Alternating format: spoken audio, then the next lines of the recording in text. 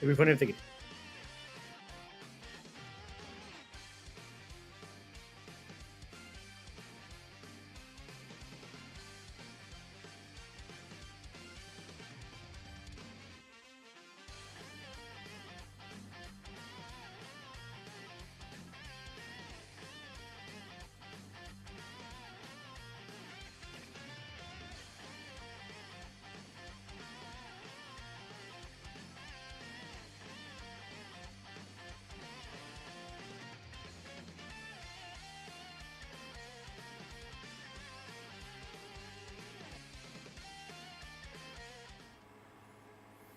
Hello, hello, hello, and welcome back to the Slot 1 Super Podcast. This is the August 10th edition, the Part EX4 GDC. A lot of fun stuff to talk about today. We've got a new LR, a new banner unit. We'll talk about our summons, if we had done any, right? Some controversial content, new difficult fights. As always, there is talk to be had about those and some easy A's and super easy A's. A lot of massive stuff going on in the game, busy times, a lot of discourse going on in the community. So that's what we are here to cover today. I cannot do this alone, as always. With me, I have Minato. How you doing today? Hello, I'm doing pretty good. I'm not feeling the safest in slot 1 specifically. I missed a login yesterday in Dokkan. Oh my god. Ooh. Well, if you're not safe in slot 1, do you feel safe in any slot? Because that's where you're designed to go. We'll talk about it. Yeah. I missed a day of login chat. Oh my goodness. I'm a fraud. I'm a fraud. And you guys always know the source of these episodes here, and the man making some noise in the background, Mass Ningen. How are we doing today? Yo, doing very well. Very excited to talk about all the developments from the EX part. So, yeah, excited to be here. Lots of overhaul. I feel like a lot of things have changed. Like the overnight things changed. Yeah. It really feels that way. Oh, yes. But before we get in, as funny. always, if you want to help support the podcast and you have any questions, comments, or shout outs, all donations and super chat comments, all that fun stuff will be read out at the end of the show, as always. So, like I said, to start off, we have a new LR. Not maybe the most exciting choice, when the bar is Super Saiyan 4 Diamond Goku, that's the expectation. Anything that isn't him can be disappointing at times, but I think in this case, Gohan, Goten, and Trunks being the new LR, I don't feel like it was the number one choice for a lot of players, but I still think that they were pretty exciting. I like a lot of different things about the characters, or the character, excuse me, but how are we feeling about the character, and how did our summons go? Do you want me to start, or one of you guys like to talk about yours first? Well, I haven't gotten them yet. So Yep. My main account I haven't summoned yet. I summoned on global and got him in like 300. Chat, I'm gonna let you know people aren't here for these guys like Gogeta 4. It's okay. But Yeah. they're still pretty fun to use. I did go ahead and use a What's that? Anyways, no, but I use private server, use them a bit, videos up in the channel as well. They're pretty fun. But summons wise, we'll talk about the kit wise later, but summons wise, went okay. Didn't really get them.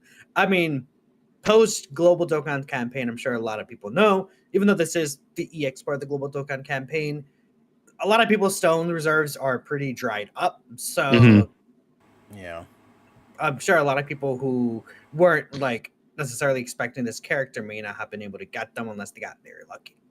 Right. A 5th LR banner is never fun. I mean, to be fair, it is literally just a TUR banner, just as an LR instead. So that's the good thing about this is it has the TUR pity system, it has the guaranteed featured step, right? So although it's alluring as an LR, you essentially will treat this as a TUR banner, like a filler banner, quote unquote. Yeah, I think that's a good perspective for it. But Ningen, did you decide to summon on this amazing banner? Oh, dude, the banner is so bad. just take a second to talk about how terrible that banner is. Oh my goodness. That was my plan. Like if he didn't want to summon on the banner already anyway, just because of the timing and everything else that went along with it, just the actual banner lineup itself was pretty awful. I feel like this is one of those banners that is a I guess, a fairly comfortable skip for a lot of people just because of the timing and the lineup itself, which always sucks if you really like the character. And like you said, Vilify, I know it wasn't a super hype choice for a lot of people, but I think it's something cool, something like a bit different. Yeah. I definitely like a lot of the stuff about the unit. I do like I've always been a big fan of the Family Kamehameha thing, so I was super excited when we finally got that for the worldwide. So I do quite like the reimagining of it with like Trunks instead of Goku. I think that's pretty cool. It's just, I think it's cool when Dokkan just does fun things like that. Like, I saw people complaining about it, like, you know, oh, we only just got the Family Kamehameha and now they're like redoing it, and it's like, man, it's just something different. Like, it's fun, but I mean, Right.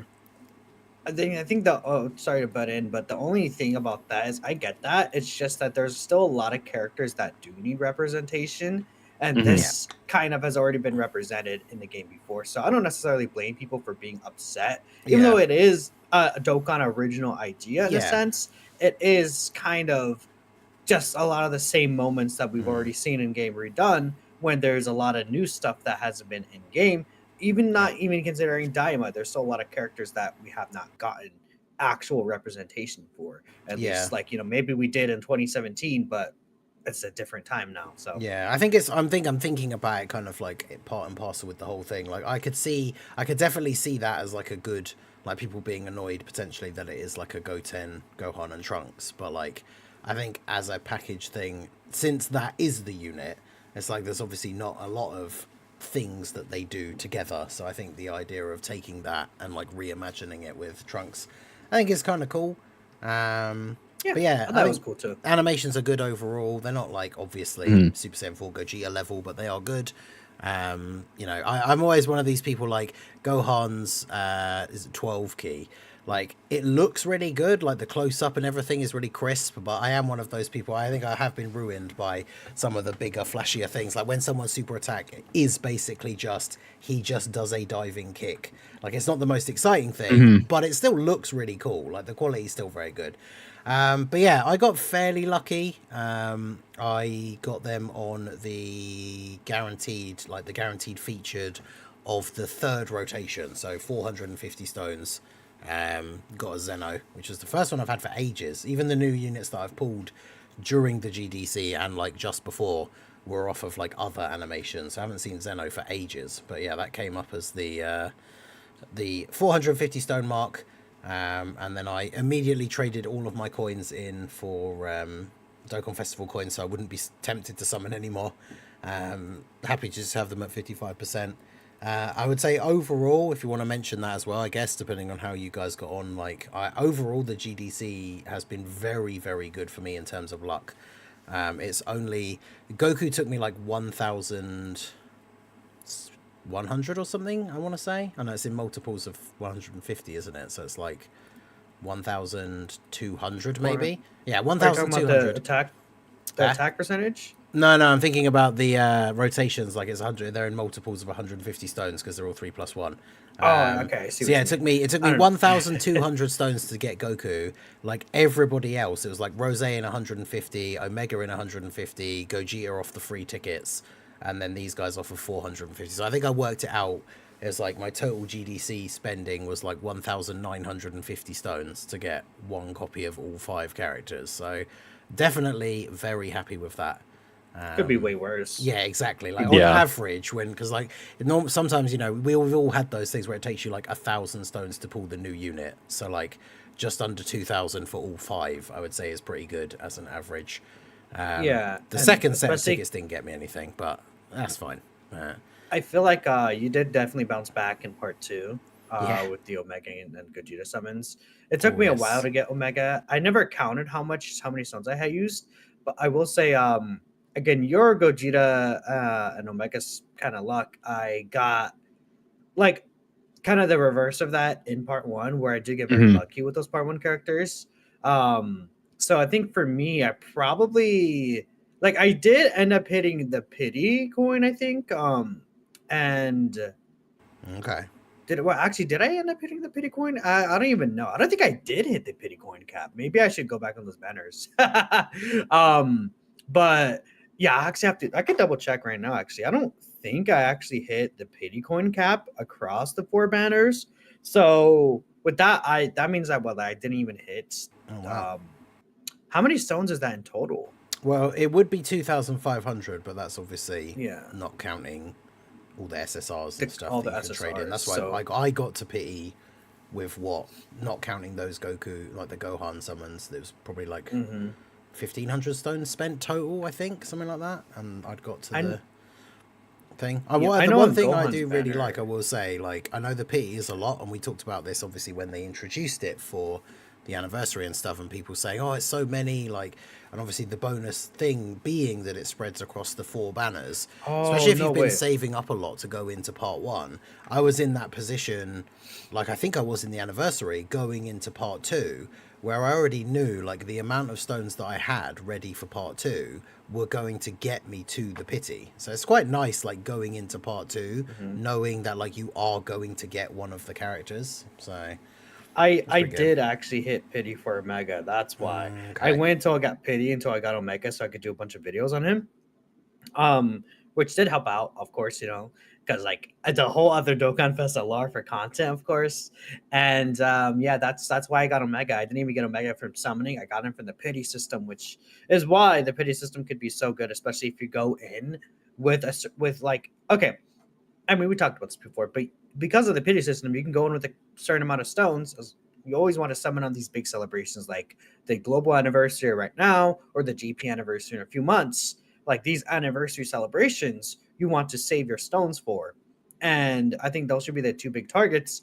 Throughout the year, you should be able to get more than enough stones, especially if you're like, I mean, some people joined this year. Like someone in chat said that 9.2k stones, I assume, which is probably, that's insane. That's probably like someone who joined this year and like saved all their stones throughout the year, right? So it's very, as long like there's gonna probably be 1 or 2 characters that may pop up with the TUR pity that you want, which luckily that doesn't even take that long to go ahead and build up to in the grand scheme of things if you only summon like on 1. So yeah, that's why that pity system, I mean, it could always be better, but I like what it is so far. It's fine. Like it's at least bare minimum, Yeah, 50 multis is a lot for like a new LR. Like, because I mean, we play a lot of if you play a lot of these other gacha games, it's in the realm of like 20 to 30. I mean, like, so 2,500 multis is what, 250 pools, right? Basically. So I mean, I'm gonna bring up Honkai Star Rail, for example. It's 180 pools. Like that's what, 70 less pools. Many of these games could have even way lower than that, right? And like Honkai Star Rail or Genshin Impact, like that pity carries over to every single banner. So like that's kind of how it works. Like even if you like, there is a 50-50 chance you get it on the first 90 pools, right, in total, where you have a 50% chance to get the new character. So that's why like a lot of other games pities are still way better than this game. But if you manage your stones properly, you can still take huge advantage. And the rates generally in this game, I feel like, are pretty decent at least. But yeah, there's another side of that coin too, where you mentioned some of these other gacha games. You don't get a 5-star every multi in Genshin. Well, I mean, you get like a 4-star, which is like, I mean, some of these SSR characters, right? It's like, I guess I'm just saying, like the GSSR for Dokkan, like, yeah, it's just like it depends on what you value. Like Dokkan is just such a way different like categorization of like rarities than most other gachas. Because there's 3 more after you pull an SSR. 4, there's not 3. Because there's SSR, UR, like a lot of games do TUR, like SSR, TUR, LR, right? LR, EZA LR, Super EZA LR. So all the things. There's a lot. It is a very different environment. I'll just give you a speed run on the summons. Part 1 for me was pretty lucky. First like day of the celebration, I had a 69% Goku and a Rose, and you'll never guess which LR took the longest to pull. But yeah, definitely not the one that everybody wanted or anything like that. But No, I had to pity Super Saiyan. I had to go to pity to Super Saiyan 4 Gogeta. That wasn't fun. And Omega, I just pulled like randomly. I lost the first 44% chance ticket. I was like, F this, and started doing multis. I got impatient. Did you get anything? It would have been good off the nice. multis? I think I got a copy of Super Saiyan 4 Goku. You did the multis, brother. Come on. Yeah, I got desperate. This guy. No, that's a mistake. To be fair, okay. So Is it? I failed both my 44% tickets. Ooh, But yesterday sucks. on stream, I had a friend who was starting the game for the first time. And she got Goku Black Rose on the 44% ticket. Like, she started the game that day. I walked her through to do all the missions to get the first 50 tickets.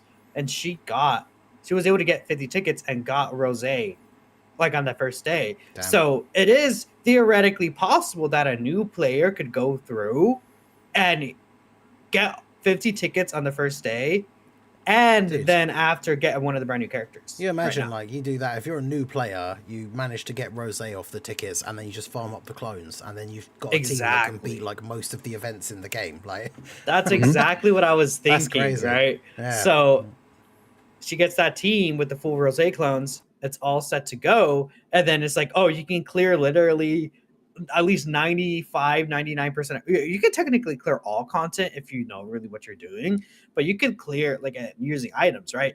But could clear most of the game with that very easily. And you kind of just went Dokkan at that point, right? Yeah, because like respectfully, Mr. Minato, like with items, what does that have to do with me? Beat everything. Well, not everything. Robinville? I said, what does that have to do with me doing multis? I'm just saying 44% ticket rocks, and you're a loser for doing the multis. Well, I did the first one, and I was like, I was like, you know what? Forget about this. Like, I want to get something. But if I would have won it already, it would have just been a dupe anyway. So it's like it hadn't really mattered at that point. I mean, yeah, and I would say like the tickets themselves could be better if you're trying to get a bunch of characters on the banners too. So I wanted more Super Saiyan 4 Gokus, and like it's not like you couldn't pull Gogeta on those. I mean, you got Super Saiyan 4 Goku's pretty good, and you did get him, so that's still a W. Yeah. But I mean, technically, he was featured on the 44% ticket, unfeatured on the 44% ticket. But yeah, you know, I mean, so like, odds of that, like go play the lottery if you pull like one of the featured LRs. It's funny because the featured characters on the banner were unfeatured on the tickets. So if you lost, you 44% chance. Let's say you summon on Omega and you lost in 44% chance, you still had a chance to get LR Tech Vegito because he was unfeatured, right? Yeah, stuff like that. Yeah, but that's summon talk, I guess. So, you know, other than the summons, you know, there was a character that came out, and we've briefly talked about him a little bit. But you know, LR, Gohan, Goten, and Trunks. What do we actually think about the character aside from them being on a bad banner? Pretty good. I guess I can hop in. I'm not sure how much you guys have used the character, but I've used them quite a bit in the difficult content. The only one I haven't really taken him into is the new stages here. Probably do that sometime within the next day or two. But I took him into what I consider still the hardest stage, the Goku Black Zamasu fight. They actually did pretty well there. Actually, I think the team overall has a lot of holes in it. And I personally think that it's not even an issue with this character. It is the team, the youth category team.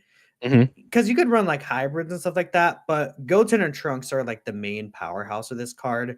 Gohan feels like a decent character you could use, and I used him on like the Blues team, for example. Yeah, I tried that today. Yeah, and it's like he has some stuff to him, but you could really feel the difference in power of just Gohan by himself, and then having Gohan into Goten and Trunks, because if you don't get the 5 rainbow key spheres with Gohan, and like outside of a youth team, it's going to be very hard to get his active skill potentially, depending on what setup you're trying to run and what event you're in. Like Gohan could theoretically struggle defensively because you won't have the extra 258% defense and 20% damage reduction, which after his turn 1 passive runs out will be pretty big for him to have, right? And there's also the huge support he provides too with that.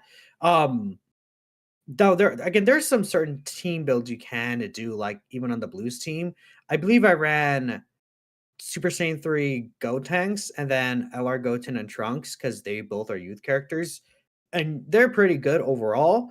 But there could be some issues at certain points, but that's like the only kind of team build outside where you can actually use Gohan to your advantage. Otherwise, it's his own youth team. which, you know, a lot of the characters that are kind of dodge or die, I think what that team really needs is like another strong, dominant, like staple character that could sit in slot one maybe sometimes Yeah. and just tank. Because a lot of these characters, like physical Goten and Trunks, physical Pan, a lot of those characters like that, where you know I had multiple runs in the Super Saiyan 4 Gogeta fight where I took them in there, and a lot of these characters just died because they didn't dodge the super. And then I literally spent like 40 minutes on that event without a single clear because all these characters were not dodging. Physical Ajo, Goten, and Trunks had to put them in slot one time, didn't dodge the super or didn't dodge the normal, and they instantly died, right? So like it's just that's what we need for the team, just another really strong staple. And then a lot of those characters, you could probably run them as better floaters rather than having to keep them on rotation. Yeah. Especially if you get like double Gohan turn one, and then the next turn is like a bunch of kind of floater characters like that you throw on because there's no better options. Yeah, that's the biggest problem I've found with his team is like if you get a rotation with like both the Gohans on turn one, then you might as well just restart if you're on or some even of the turn more two, difficult right? events. Yeah, I do like the combo though. I think it's very situational and also very RNG based. I think because obviously when their details got released, everyone was complaining about their leader skill and saying that their team was terrible. But like so on the night that they dropped, because the banner came out a few hours earlier than banners usually do. So for me, it was like 2 a.m. So the banner came out, did my summons, got them awakened, tested them out. I did the 55% showcase. But then before I started doing anything else, because like I super easy aid the Goten and Trunks, before I started really like doing any of the other events or like working on the like LR Goten and Trunks showcase or anything like that, straight away I was just like, let's go against Rose and Tommaso and see like just how bad this team really is. And I beat it first try with no items. Now, obviously, that's an event that has rotation locking, so there's always going to be some RNG. Like, if you get a really easy clear, like, potentially it's just because of some lucky, like, rotation locking.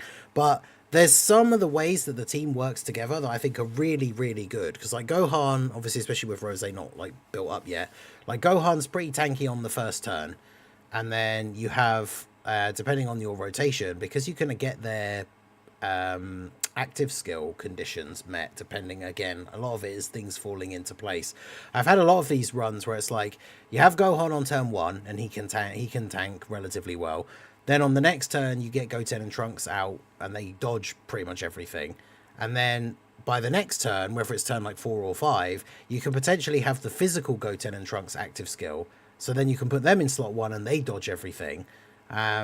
And the team, like, the one big thing, especially with Goten and Trunks compared to Gohan, like, for this card, in terms of the exchange, the amount of damage that they put out, like, and this team in general, like, the Int Goten and Trunks, and then, like, the Super Easy A, AGL Goten and Trunks, like, rotations with, like, both of them hitting for over 100 million and stuff, it's absolutely insane, the amount of damage that this team puts out.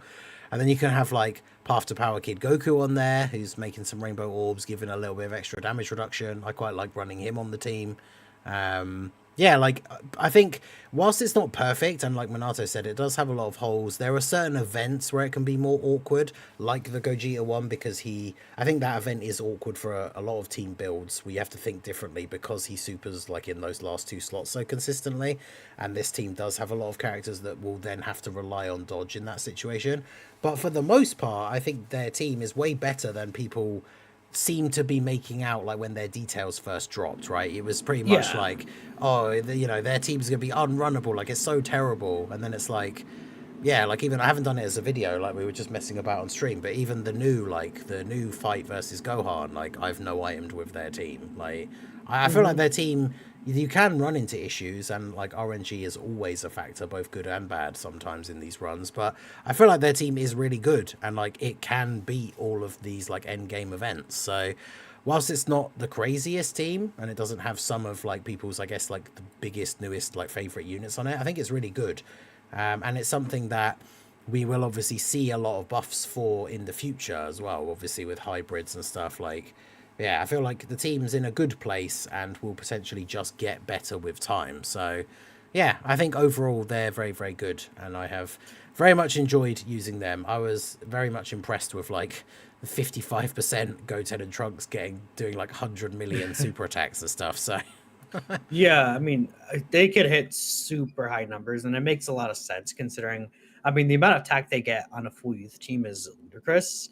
It's like, well, I think it's 1,400% attack on a full all 7 team of youth, and Yeah. they consistently hit like over 100 mil kind of attack stats. I feel like, especially you get that Gotenks active up, and they're providing 20 to 40% support active skill phase on to the team, which is a separate Yeah, that's multiplier crazy. that just makes your numbers go crazy, right?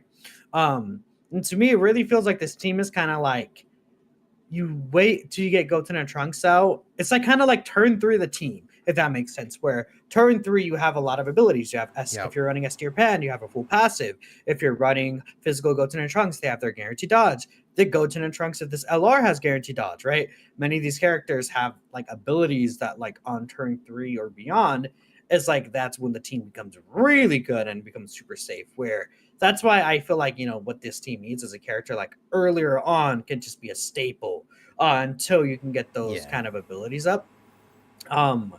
Like I would say at best, Path to Power can help with that with his damage reduction support. But even then, like I took this team into the Goku Black Zamasu fight, and I think on my second attempt, I got a no item run with the full youth team, and I did pretty well in the first run too. So, like, while this team does require a bit of dodge RNG luck, you could definitely like get pretty simple runs in these difficult fights, right?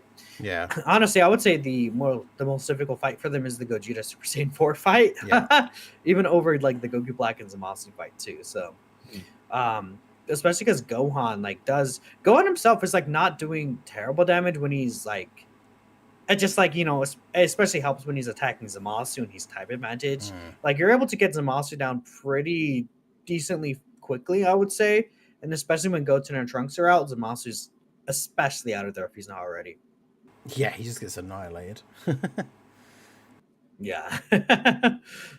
So one thing sorry. No, I was gonna say, I like this character, but Goten and Trunks really make the card, at least for me. And they're kind of what like truly makes this card as oppressive as they can be. Yeah. Did you mention the how frustrating it could be to get 5 rainbow orbs with Gohan?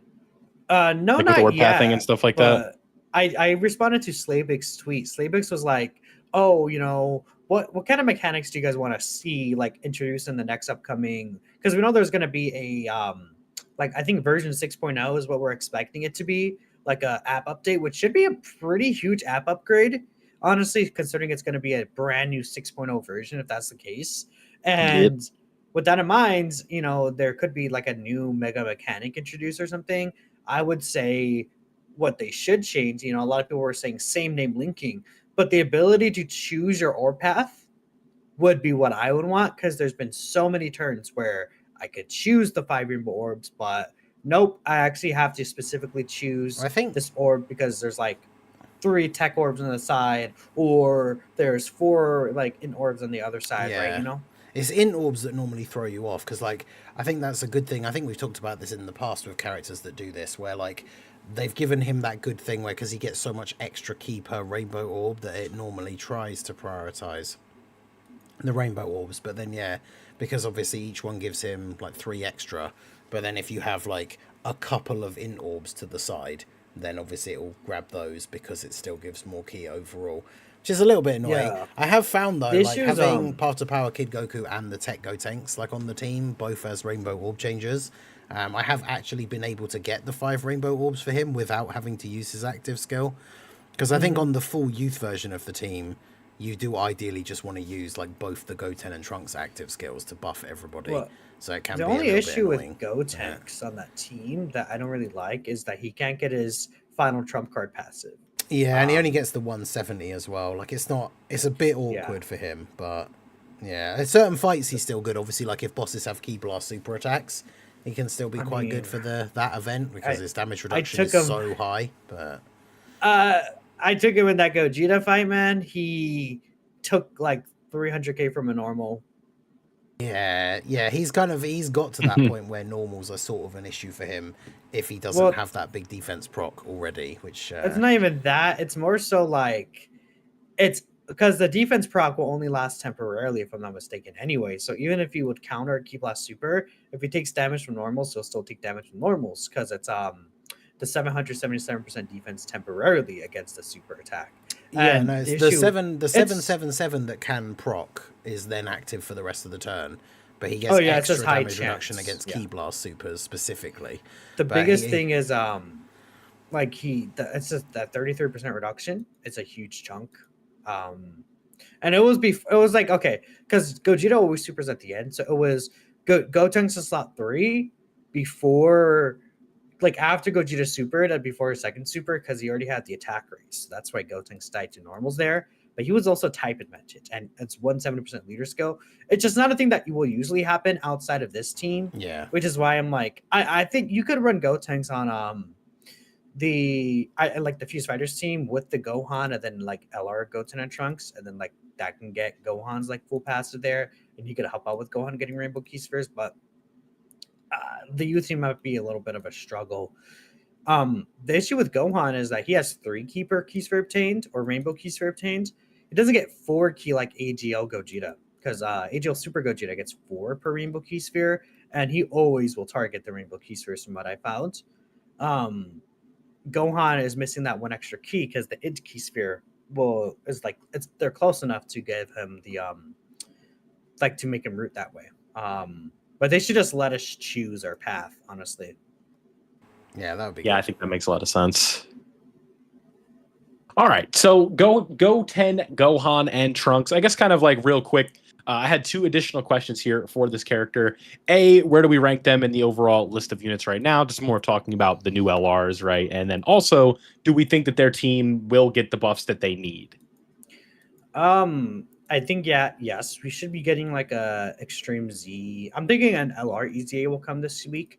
We could Yeah. theoretically get 3 Super EZAs, but I kind of doubt we'll get 3 Super EZAs. I feel like 1 LR EZA makes the most sense to me personally. And besides that, I'm not sure what else they could add. They can kind of do whatever they want, though. Like, we could get multiple Extreme Z Awakening, stuff like that. That for in like separate places. Because, I mean, if you guys know what I'm talking about like the ID list that like Proton has, like the Awakening step list. And there's kind of like hints for 2 TUR EZAs and then an LR EZA, basically. I think those 2 TUR EZAs will be the Pepe Gals characters, like at the end of this week, either at the end of this week or next week. We should get like the Pepe Gal stuff. Then an LR EZA, maybe Tech Super Saiyan 2 Gohan. Just kind of my best guess, honestly. Beyond that, I don't know what else we could see. Maybe we could like in terms of this character though, I guess, because I'm not sure what else we could see. Like top 5 range makes a lot of sense to me. I would probably I would group this guy with Omega and Rose rather than Gogeta and the Blues, if that makes sense. Like, I do like the Blues and Gogeta kind of as my 1 and 2. And then I like Omega, Rose, and Gohan, Goten, Trunks as like 3 to 5 range. Is kind of what I'm feeling like with these characters. So if there's somewhere in there, I haven't really fully decided yet. But yeah. Yeah, it's a big decision. Where does Minato's Flash rank them? I know, right? That's what we're waiting for. It is a big It's decision. seriously. I haven't done my tier list yet. I'm probably gonna do it tomorrow, but still very much debating because I obviously I've seen people saying that they are number 1. And obviously we're going to talk about like the content and stuff as well in a bit. Obviously it's funny to see people put the Blues going back to being number 1 for a lot of people after the initial Gogeta hype has died down. But one thing I would say is overall it's just very good that we've had a celebration with these 5 main headliners release, and they're all so good that there is debate, right, about which one is actually the best, which one would be number 2, which one would be number 3, etc. Rather than getting one of those celebrations that we often see where 2 of them are just nowhere near as good as the other 2 or something like that, right, which I think is very good. Still, even for me, going back and forth on who I like more between Rose and Omega, because I feel like I like Rose more in terms of just his own kit, But then Omega has a better leader skill and provides support to the team. And obviously the ideal scenario is you just run Rose on Omega's team, which is super fun. But yeah, in trying to determine like which one of the two I actually think is better, I still find quite difficult. So yeah, it's very good that all 5 of these units are very, very good. Yeah. It's kind of one of those things where I could see arguments for, I think like, I don't know if Minato, what you were saying, I know you said you'd have this guy in the top 5, whether you think he would potentially be better than Rose and Omega, but like I feel like the top 3 are probably these guys, the Blues and Gogeta. I'm just not sure in which order, and I could probably see arguments for like any one of them being number 1, like depending on the event and stuff, right? It's interesting one for sure. I just think like Goten and Trunks are the powerhouse of this character, and like Gohan by himself is really nothing. Like he's good, but he's not like anything crazy special. Yeah. I like him for sure. I truly do think though that what makes the difference between those characters and this character is the fact that like the youth team is just not there quite yet for me compared to what those other characters would be run on. Like the GT bosses team clears this youth team still, right? I think for sure Gohan again does a lot. It's just that when we're comparing him to what Omega's doing, when we're comparing him to what the Blues are doing, when we're comparing to what Gogeta is doing, Gohan kind of doesn't match up. It's Goten and Trunks that truly matches up to what those LRs are doing, at least in my opinion. And yeah, even like Rose Goku Black has like the new Mega Nuke active skill, and that's why I'm like thinking like this character, like if I would say like what I'm truly kind of like leaning into maybe is Blues, Gogeta, Omega, this character, then Rose 5. But I could see this character, like if you like them as number 1, you could put them as number 1. It's very close between all these characters. Yeah. But that might be the order it might go with. I'm not sure. I have to, because I haven't sat down. What I'm gonna do is I'm gonna do a tier list for each of these fights that I find the most difficult. Then I'm going to actually compile my top 10 in the video based off of those lists that I make. Which is kind of something I've been doing for a while that, you know, I think kind of helps me a bit. So I directly look at, okay, this is how I feel about this character here, here, and here. So then when we consider all 3 of these fights, this is how I feel about them in the top 10. That's kind of what I do. But yeah. Yeah, I think that makes a lot of sense. I also think it's a good sign that there is like contention, and if you want to say that like X character is 1, X character is 2, that's not really wrong. Because there was definitely, Ningen, you mentioned it a couple minutes ago, where it was like, you know, we have these celebrations at times where there's a big gap between the characters. You think about Tech Vegito with Evolution Blue Vegeta, right? It's night and day between like how good the characters are, and I don't think that's the case here that they've done here with this GDC. So it's always a sign of just for a healthier, I don't want to say meta, but just like when you can evaluate characters and say one is better than the other and not really be wrong, I think that's always good for the game. Yeah, we've talked about it before after like big celebrations and stuff, when it's like when you've got a sort of like top 10 list in mind and it's difficult to place and like it's so easy to switch like slots around and stuff. I think that is good overall for the game, right? Rather than having these 1 or 2 units that are so far ahead of like everything else. Yeah, because I feel like you can come out of this, obviously with gacha games, it's always going to be one of those things.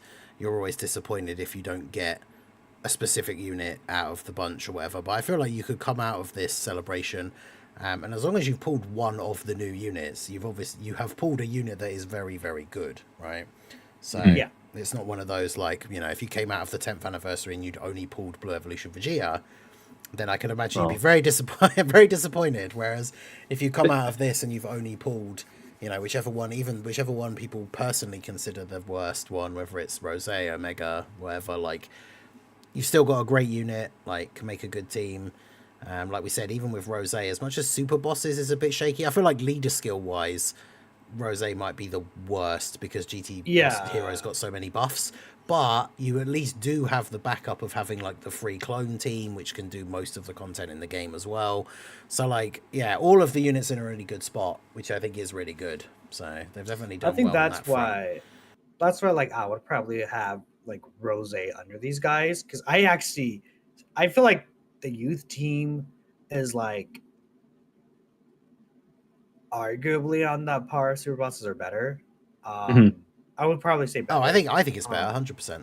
I think so too. Yeah, I just when I'm really thinking about it, there's just way more options, and the team doesn't. I feel like the Super Bosses team issue is like there's still some super easies we could be getting, and they just haven't really like gotten it right. The youth team is pretty effective though. Like I mean, I literally went in my second try and no item didn't go back in Zamasu. Like it's very effective.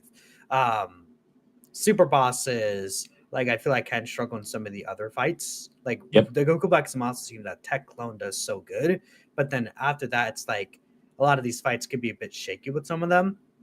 I do like Broly Trio. Infusions of Zamasu could have been a little better too. I think it's like we look at all the other teams and they all got so many more buffs than the Super Bosses team. Yeah, it's it's unfortunate. Like, well, it was technically still in part 2 because we'd thought when we didn't get them straight away, they might be the EX one. But like when we got those couple of extra Easy A's and getting like the Vegeta and Trunks and the Gogeta, like it's like, oh yeah, good, we got another buff for Future and another buff for GT. But like it would have been much more beneficial for that to have been a buff for Super Bosses rather than a buff for like the Super Class tier. As much as we obviously wanted the Vegeta and Trunks to get the Easy A. I saw a lot of people complaining that like even though obviously I think it's really good for these guys' team that they got one, a lot of people complaining that like AGL, Goten and Trunks got the Super Easy A instead of like say Tech, Rose and Zamasu, because obviously that would have been another like really good buff for that Super Bosses team. And of course that unit came out way before the AGL, Goten and Trunks, so would have been quite nice to get that as part of this celebration. But I mean, Super Bosses feels in the worst spot, I think, out of all the teams, which is crazy to say when you consider one of them is GT bosses. Yeah, I mean, it's just like GT bosses got like, okay, if we count it, like the Rose team, we got all the clones and they're like overall good, but it's like you run like what Rose, then you run the Tech clone, the like the Int clone can be decent. Physical clone could be pretty good. AGO clone has spots that he could be good in. STR clone no one really uses, but they're all a little bit reliant on each other to where you want to run a full clone team almost. Like you want at least 2 other clones if you're using one of them. And I think that's kind of where it hurts a little bit. Then you have like Fusions Zamasu and then what Broly Trio. And it's like maybe if Fusions Zamasu and Broly Trio were like, I don't know, someone on the level of Texan Shenron. Insane. Texan Shenron's overpowered as hell. Well, STR Omega is really good, right? Like we need 2 powerhouses on the team. And then like you could use some of those clones as floater characters. And I think the team would be in a really good spot. Yeah. It's just that we don't have that. Like Texan is like best TR level with Super Saiyan 4 into Gogeta. STR Super Saiyan 4 Goku's up there, right? Legion of Shadow Dragons is pretty good. STR Omega is really good. Like the Super Bosses team didn't really get as many of those. We have AGO Rose, which I also really do like, but he's not a character that you could reliably sit in slot 1 like that. Yeah. Like I think if you have to, you can use him there, but that's where we just need like just an extra unit or 2. Like 2 more characters that were strong powerhouses is what Super Bosses needed. And like the clones team were good until we started getting a bunch of these other content that doesn't really fit around them as well. Yeah. And then it's like, well, now they're in a bit of trouble. Like once the part 2 fights dropped and then like all these other teams started getting buffs, you kind of saw where Super Bosses was lacking. And even again, like the youth team has its issues. I personally have had so many issues with the youth team, especially in that Gogeta Super Saiyan 4 fight. The team is so much start or die in so many situations, but I still would say because of the support the amount of support that team has, that team is more put together well than Super Bosses overall. So that's kind of the issue there. Yeah. I think one issue also with Super Bosses is, I mean, we talked about this, and I think honestly when the character came out, but you know, the overlap between Super and Extreme class on that team, where we saw essentially during that Universe 6 celebration where we saw like a little bit of buffs for Super Bosses. where we saw, Kale and Caulifla, the LR, the EZA, we got Hit.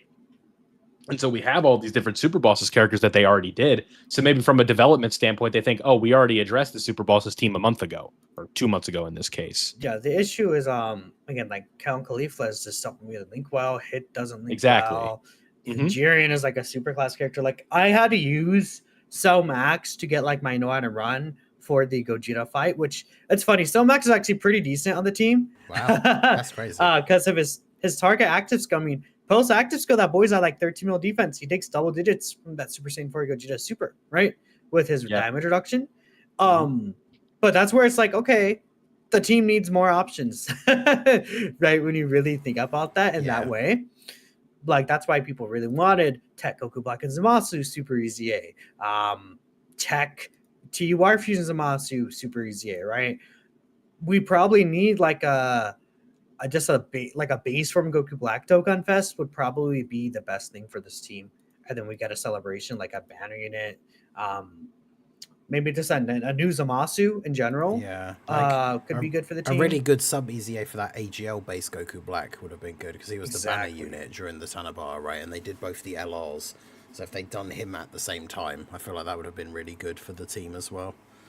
I feel like would Gohan Black save this team? Yes. Gohan Black. Well, if he was on Super Bosses, yeah, but I don't know if he'll be. Actually, yeah, that's a good point. Because would he be? I don't think he would be. The thought crossed my head as when I was trying to slip it out. I mean, it would be awesome, but look, I would say like people wouldn't want to hear this, but I think just like a October Dokkan Fest like Goku Black card or something like a base from Goku Black, he probably needs representation. Like the last time we got base from Goku Black was in Goku Black, or besides the banner unit, right? There's that, he's a doozy. Tournament one EZA, which is okay as far as the World Tournament EZA. That was a Dokkan Awakening, right? Not an EZA. That was an EZA, the STR World Tournament. It's like the STR one's EZA'd? Yep. Yeah. Oh, so that's where it's like people would be like another Goku Black or another version of this character, but like what other Super Bosses character could truly fit the team super well? They could do like a Wrathful Broly. You know what they could also do? They could do a Resurrection F Frieza from Dragon Ball Super instead of Goku Bosses.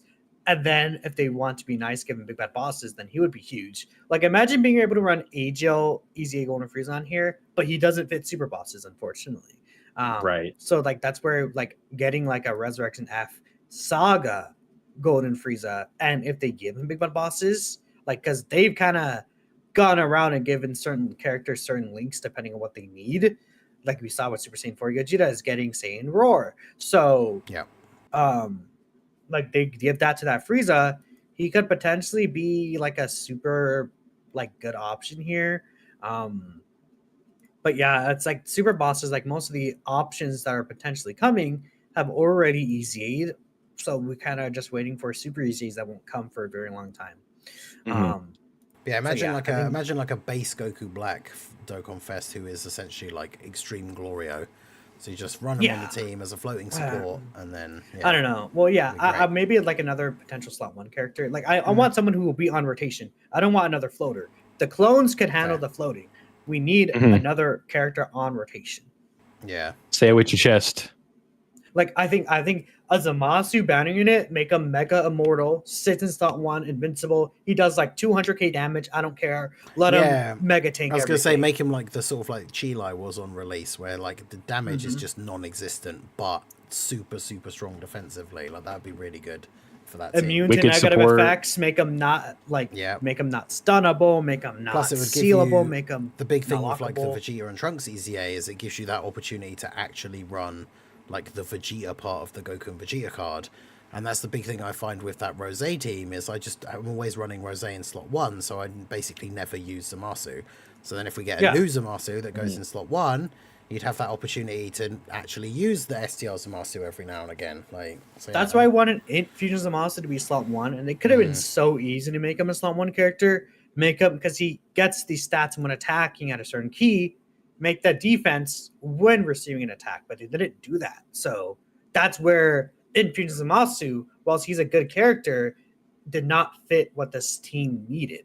at the end of the day. And I was like, it'll be okay because there's still a lot of options we could get, but we never got them. So it's not okay anymore. Right? That should be a video. How Dokkan failed super bosses. Banger video coming out soon. Okay, I'm done. 4 super bosses. Yeah, for sure. So, we've talked a lot about quality of characters, who we can get, and we've alluded to it a bit in the show, but we've also got new fights, right? Party X introduced what felt like overnight meta shift in terms of what characters are usable, what characters feel poorly now, or what characters feel poor to use, excuse me. And that mainly comes from the new Supreme Magnificent Battle, right? Against Gohan, Teen, and mainly the Trunks one as well. So the first question that I have to ask is it too hard? And then in parentheses, I put no. But I also think from maybe like a casual perspective, you might think that it's like, what the hell am I supposed to do in this fight? I would say my big takeaway, like I discussed when I was going through my own runs, like in my videos, is that I feel like with the right team, and I guess some people could complain that, that might mean the new unit specifically, but like with the right team, I don't think the events are like too hard. The thing that I did find frustrating a little bit was the missions, right? Especially the Gohan one, because Siblings Bond is even only having to use 4 of them. Like if you don't have the new Gohan, Goten, and Trunks, Siblings Bond. I haven't done the mission. And also, I guess you could. You have want Tao, the method but I don't have Tao, so.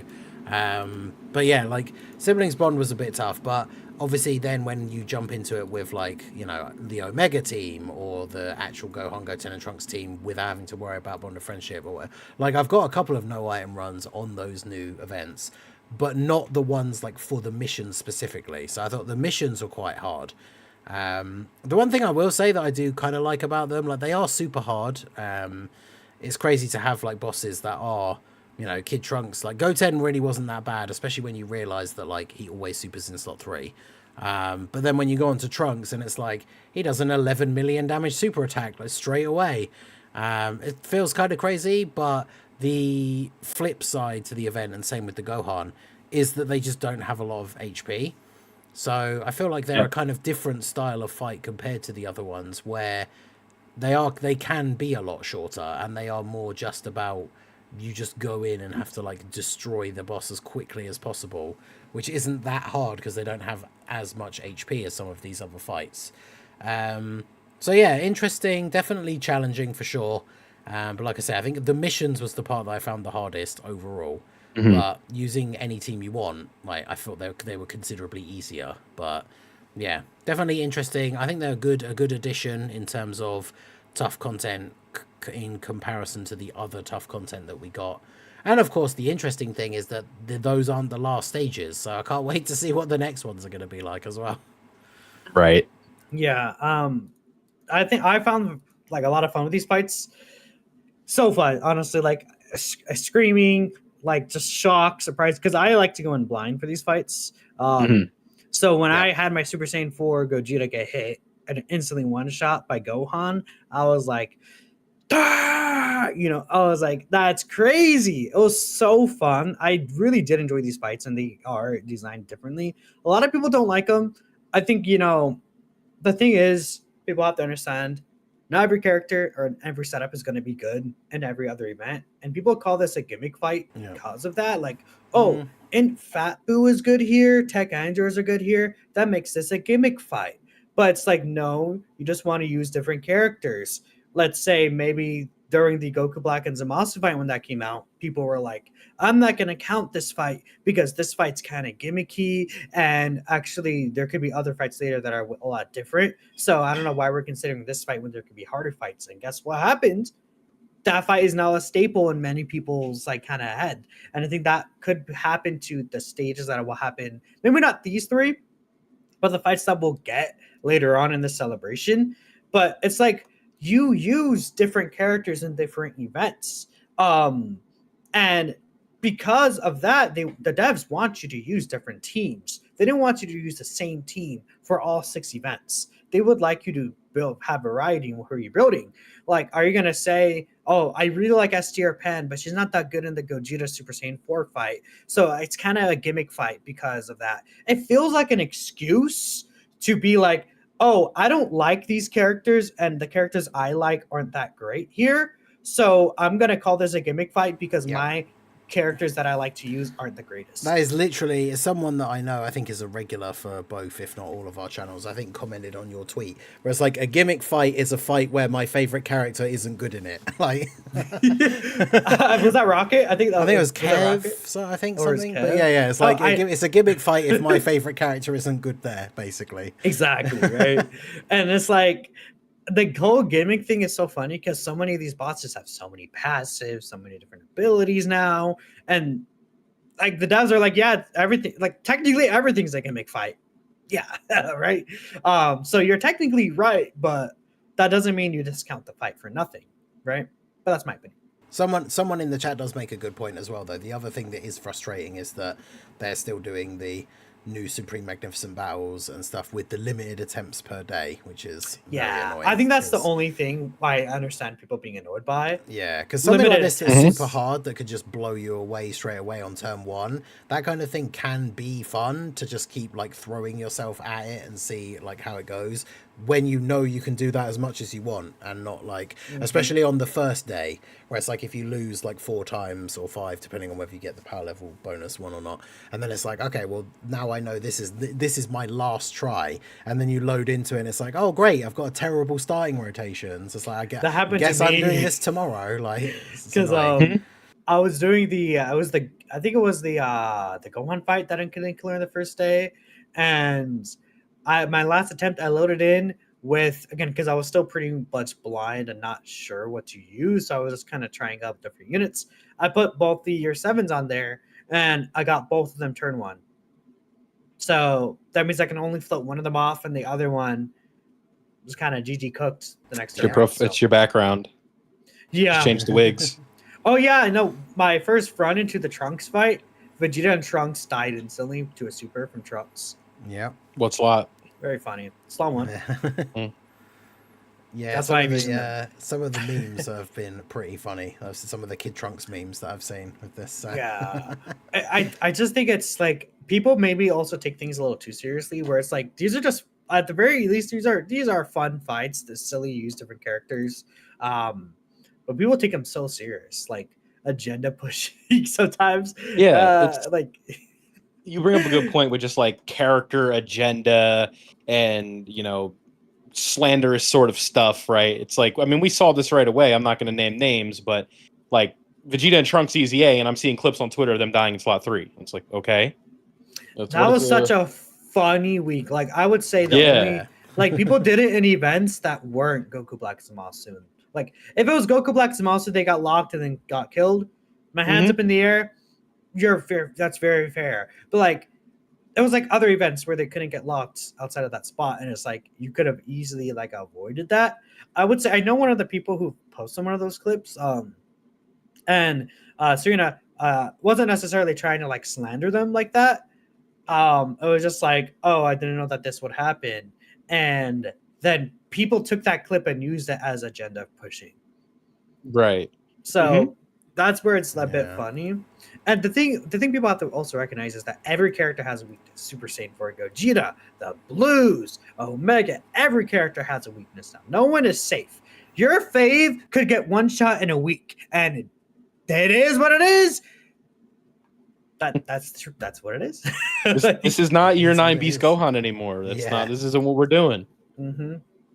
Exactly. And it's like, yeah, I mean, how often do we get just a character that's always immortal, right? It's just, especially now with like I'm sorry, Ningen, but how aggressive the power creep has been this year specifically, where we saw the HP inflation of like part 3 of 10th anniversary. Yeah. And then now we're seeing it with like the attack and defensive stats, right? We haven't even talked about that Gotenks fight, where it's like he's got that gauge and he's a pain in the ass to get through. It's not that I couldn't beat it or anything, but I was like, oh my God, is he going to like, am I going to take this guy out? Like, when is he going to lose? The Gotenks fight for me, actually, I died a few times because I was just going and doing the fusion team run with the items. So I did die a few times. So that fight, like my Super Gogeta got one shot before he attacked, right? And I was like, well, I didn't know that would happen necessarily. I thought with his Mm-hmm. 85% reduction he'd be safe, but I guess not. That crit that Gotenks could do is pretty nasty. It could rip through guard. Like if you just Yeah. have guard defensively, it's not enough. Oh yeah. Also, use items. Right. It's like you guys, they're designing these fights now to where they're like, yeah, you could use items, bro. Like, if you're struggling with this fight, and then I see you like, oh, I'm trying to do an item, and you're not like a content creator doing it for the fun content, like, oh, it'd be funny, haha. If it's your first attempt, like if you're like, okay, I cleared the event, now I'm trying to do this no item run, sure. But if you're like, man, I can't clear this fight no matter what I do, and I want my stones to do my multi summon, and then I see you have taken 0 items in that fight, I'm gonna look at you like, bro, use your Whis. It's okay. No one's gonna judge you. No one cares. Like, you don't need to keep your Twitter ego up. Like, get the no item run later, and just get your stones now. You don't like. You're not gonna be like, oh man, I can't get Gogeta now because I used my daily attempts. Use your double Whis, please. That's especially the missions as well, right? Because the missions, it's like use this particular category, and nowhere does it say and don't use items, right? Like. If you're sometimes there's a struggling mission because for one that. of those categories is bad, use items. Like, because the was it Bond of Friendship was the Trunks one. So like if you use Beast Gohan, he gets hit on turn 1, and then on turn 3 you have a Whis active and uses active skill, and it's like he takes every single attack on the turn, and he literally can't take damage because he has over 100% damage reduction, and then you win because those bosses don't have a lot of HP. Like, or again, you could use bring in Boo. Tech androids and then like Ghost Usher items or something like that, and it's like, okay, you have like 4 Ghost Ushers now on the team, 5 like free turns, like, and then you just kill it Super Saiyan 4 Gogeta. Like, you could do that. I've seen people do that strat. And like, the thing is, that I think is interesting as well, is like people talking about like, oh, even the unit that you think is the best one can get taken out here and stuff like that. Like, I kind of like that because I feel like if it's the opposite, like say for example Super Saiyan 4 Gogeta was like undisputed number 1 and his team can easily clear all of these new fights, but all of the other teams struggle, then everyone would be complaining, especially the people that didn't pull Gogeta, right? Would be like, oh, the events are too hard. You can only beat them if you pulled like the best new unit in the game. Yeah. Whereas like all of these new units, like we said earlier, like all 5 of these GDC units, you can beat these new events with their teams, even if it does take, maybe a couple of tries, maybe RNG to go your way a little bit. Like, I think that is kind of why overall, that like all of the guys here can die, but they also all can beat the event as well, depending on how it goes, which I think is much better for overall, right? And that's kind of why people didn't like the 10th anniversary meta, and like I don't blame them for it. I personally thought it was like fun, because we actually for the first time got like fights with a lot of HP for our characters. But the thing is, like, it kind of is like, okay, these fights over time, you would think that they'll probably provide us characters that will be really good in these fights, and they did. But to a lot of people, it really felt like, oh, these fights are really designed around like Tech Vegito's active, right? And it's like, without that, you could of course tell a difference in how fast you clear the fight, which made a lot of people kind of upset and frustrated. But right now, it does not feel like that at all, which is really good. I have one counterpoint with that. What you said would be, if you were complaining about the 10th anniversary, it's because you don't have Vegito. Guess what? There was that thing you could do to get him for free. Yeah, little wish, go grab him, dude. That well, was the thing point. Is that I think, well, you could have Vegito, but the thing is that people like to use other teams at least as well. That's that makes sense. It depends on the player. Right. And at the end of the day, it comes to a thing where you're never going to satisfy all of the community. There will always be people who are upset at a certain thing because different people like different parts of the game for different reasons. So I'm just coming solely from the perspective of like, this is hard because I don't have Vegito. So I do understand what you're saying, though, where it's like, use this team or you don't win. Like Festival of Battles, there was like on release, there was like 2 setups. It's right. Like you run Vegito's team with Namek Goku, you run Vegito's team with another floater, right? AGL Vegeta. I did see a double Gogeta clear, funny enough, but And Broly. Right, Dude, in Broly, just in full power Frieza, Int right? Broly, Like, literally, Int Broly got me my actual win on Festival. It was so good. That's fun. That's fun. Kept him I stacking. had to feel go like back and Festival was overhated, but that's me. I mean, I hate it, but it was like the winning run was funny because I think being able, like, there's more units you could use there than people give credit for. yeah, I like the But you high did need a stakes. certain set of characters to do that. I like the high stakes sort of aspect of it when you're on turn 82 against Vegito and you need this character to dodge here or you need a crit on that super attack. I don't like the 3 hours of getting there, but like I just recently had to go back and do another run because I want to do a guide on like a all-encompassing guide on that stage. And like the run that I had was crazy. And I'll say I was pretty happy when I won. yeah. It's interesting because, like you said, like having needing it felt like the 10th anniversary content. It kind of felt like you needed to have Vegito, but they gave you this option to get him for free. But yeah, like Minato said, it's sometimes you want to use these other teams, and that was the big thing that kind of was the takeaway of some of the hard fights of the 10th anniversary, because like, you know, on subsequent streams where I was doing like challenge runs and stuff like that, people would be like, use this team against the Blue Vegeta fight from like the end of the Goku Story Red Zone. And it's like, okay, cool. And then like you can do it, but it's like, okay, wow, that just took me like 45 minutes to be like to beat the whole thing.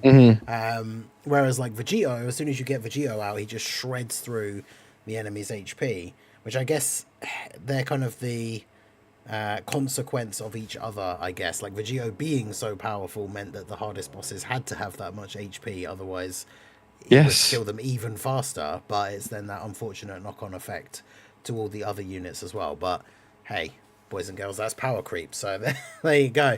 But yeah, the fact that these units are all sort of in that same sort of tier evenly-ish when it comes to their ability to handle the difficult content, as we've said, I think is something that is very good about the quality of the units from this celebration. I would definitely agree. So yeah, it's I guess another question from these difficult fights, you know, and we've talked about a lot of this. It's kind of just like, you know, we do the initial discussion and then some closing thoughts on it. But should we be considering these fights, specifically the three new ones, for unit evaluation? Now, before you answer, I think I'm asking this question because, in my opinion, I don't think we're going to be seeing future releases that are just always designed to deal with an 11 million turn one super, because I just don't think that's their design philosophy. So that's why I'm asking, should we be considering it? It depends, because yes, we will receive characters like that, dodge characters who could lower attack, really negate, like Trunks' super, for example. Characters who have unarmed super attack counters against Gohan, like Omega. Like there's many different mechanics that give characters. Even Tao has an unarmed super attack counter that you do against Gohan. Yeah, I'm more saying like if they get them, do they? If they don't have that, do they suck? That's more of what I'm saying. When they're clearly not designed for that fight. I'm not sure what you mean by that. Like they're going to design characters for a bunch of different fights. So that's why I would say, because we have all these different fights that are different from each other, it will be important to at least count these fights. And I also do think that the other fights in this event are more likely to be similarly designed to these fights anyways. So it will be good to kind of rank, if these characters are good in these fights, then they release 3 more fights in this event that are very similar to each other. Then okay, now we can just transfer these characters kind of over there, right? I think that, again, when it comes to these fights, they are structured in a different, interesting way as well compared to all the other fights we have. So I think they are difficult enough to a lot of players where it will be important to consider how good they are here. Personally, anyways, I will be considering the Trunks and the Gohan fight probably. Yeah, I think that makes sense. Yeah, I think it's worth to consider them.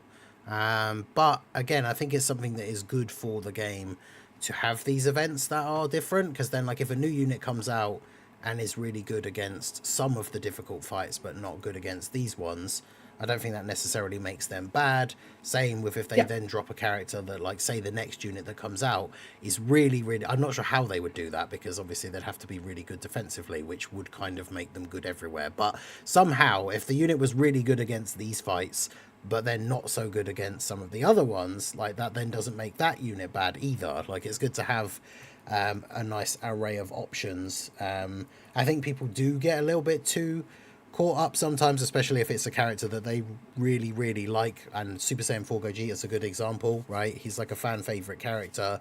His animations are awesome. He's obviously very powerful. But then it's like people are then disappointed that he's not like invincible in every single event. And then it's like, well, that's kind of how we have to have some sort of like balance to the game. It's like not every unit is good in every event. And that isn't necessarily a bad thing. So yeah, I think it's definitely worth considering like how good a unit is in these events when thinking about the units overall. I just would say, obviously, not being super good in these events doesn't automatically make them bad. But yeah, it'll be interesting to see what comes out next and whether it is something that is sort of focused on this style of fight now, because we've always had, even though the numbers are getting higher, obviously, we've always had throughout the years metas where we have an event where it's super hard hitting from turn one and is harder than some of the like hitting bosses that we've seen up until that point. And this is kind of just that again, but obviously all the numbers keep getting higher.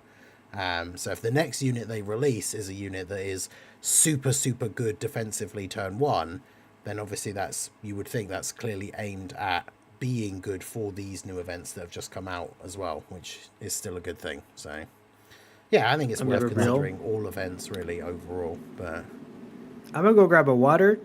I'm gonna be honest with y'all. I'll be right back. It'll be like less than a minute. No worries. I need a water. Yeah. So I will say, when I was kind of talking about this, I gauged the community. I'm like, all right, how do we feel about these fights? A lot of the things that I was saying was I'm not really a fan of just how destroyed Gogeta gets by normal attacks in these fights. Just because it's not because I don't like a character aging out. It's the fact that he came out 3 weeks ago, and we're already talking about he can't take a normal in this fight, when that typically is not the way that it goes, right? Where it was Tech Vegito slot 1 and Battle Harder Formidable Foes was not designed to go in slot 1, but he wasn't taking 1,000,000 damage from a normal in slot 1. It was he gets torched a little bit. He wasn't, but he was also not a slot 1 character. So post Super, I feel like that hasn't been Dokkan's design philosophy, where it's this major headlining LR being in even putting him in slot 2, not even hanging him out to dry, getting as much defense as they possibly can get 2 weeks after they came out, and they're dying to normal attacks. I can't really say that I was a big fan of that. Yeah. And I don't know if it's tough. Yeah, I think it's Gogeta. I guess it's just because of the level of events that were available at the time when he came out. Gogeta obviously seemed so dominant in every aspect, but I did see people, even when his detail, I mean, this happens with every unit, so you always have to take it with a pinch of salt, but people complaining about his kit when his details first came out, obviously with the fact that he doesn't get defense on Super, and obviously he gets defensive abilities from other things, but I saw people saying, even on release, it's he's really, really powerful, and he does a lot of damage, but he won't age particularly well defensively because of some of these aspects of his kit. And like you said, it's kind of crazy to see that in real time, literally 2 weeks later. Yeah, if this was 11th anniversary, it would kind of be whatever, but it's 2 weeks ago. Well, that's where, again, I think people need to adjust the mindset where not every character will be good at every event.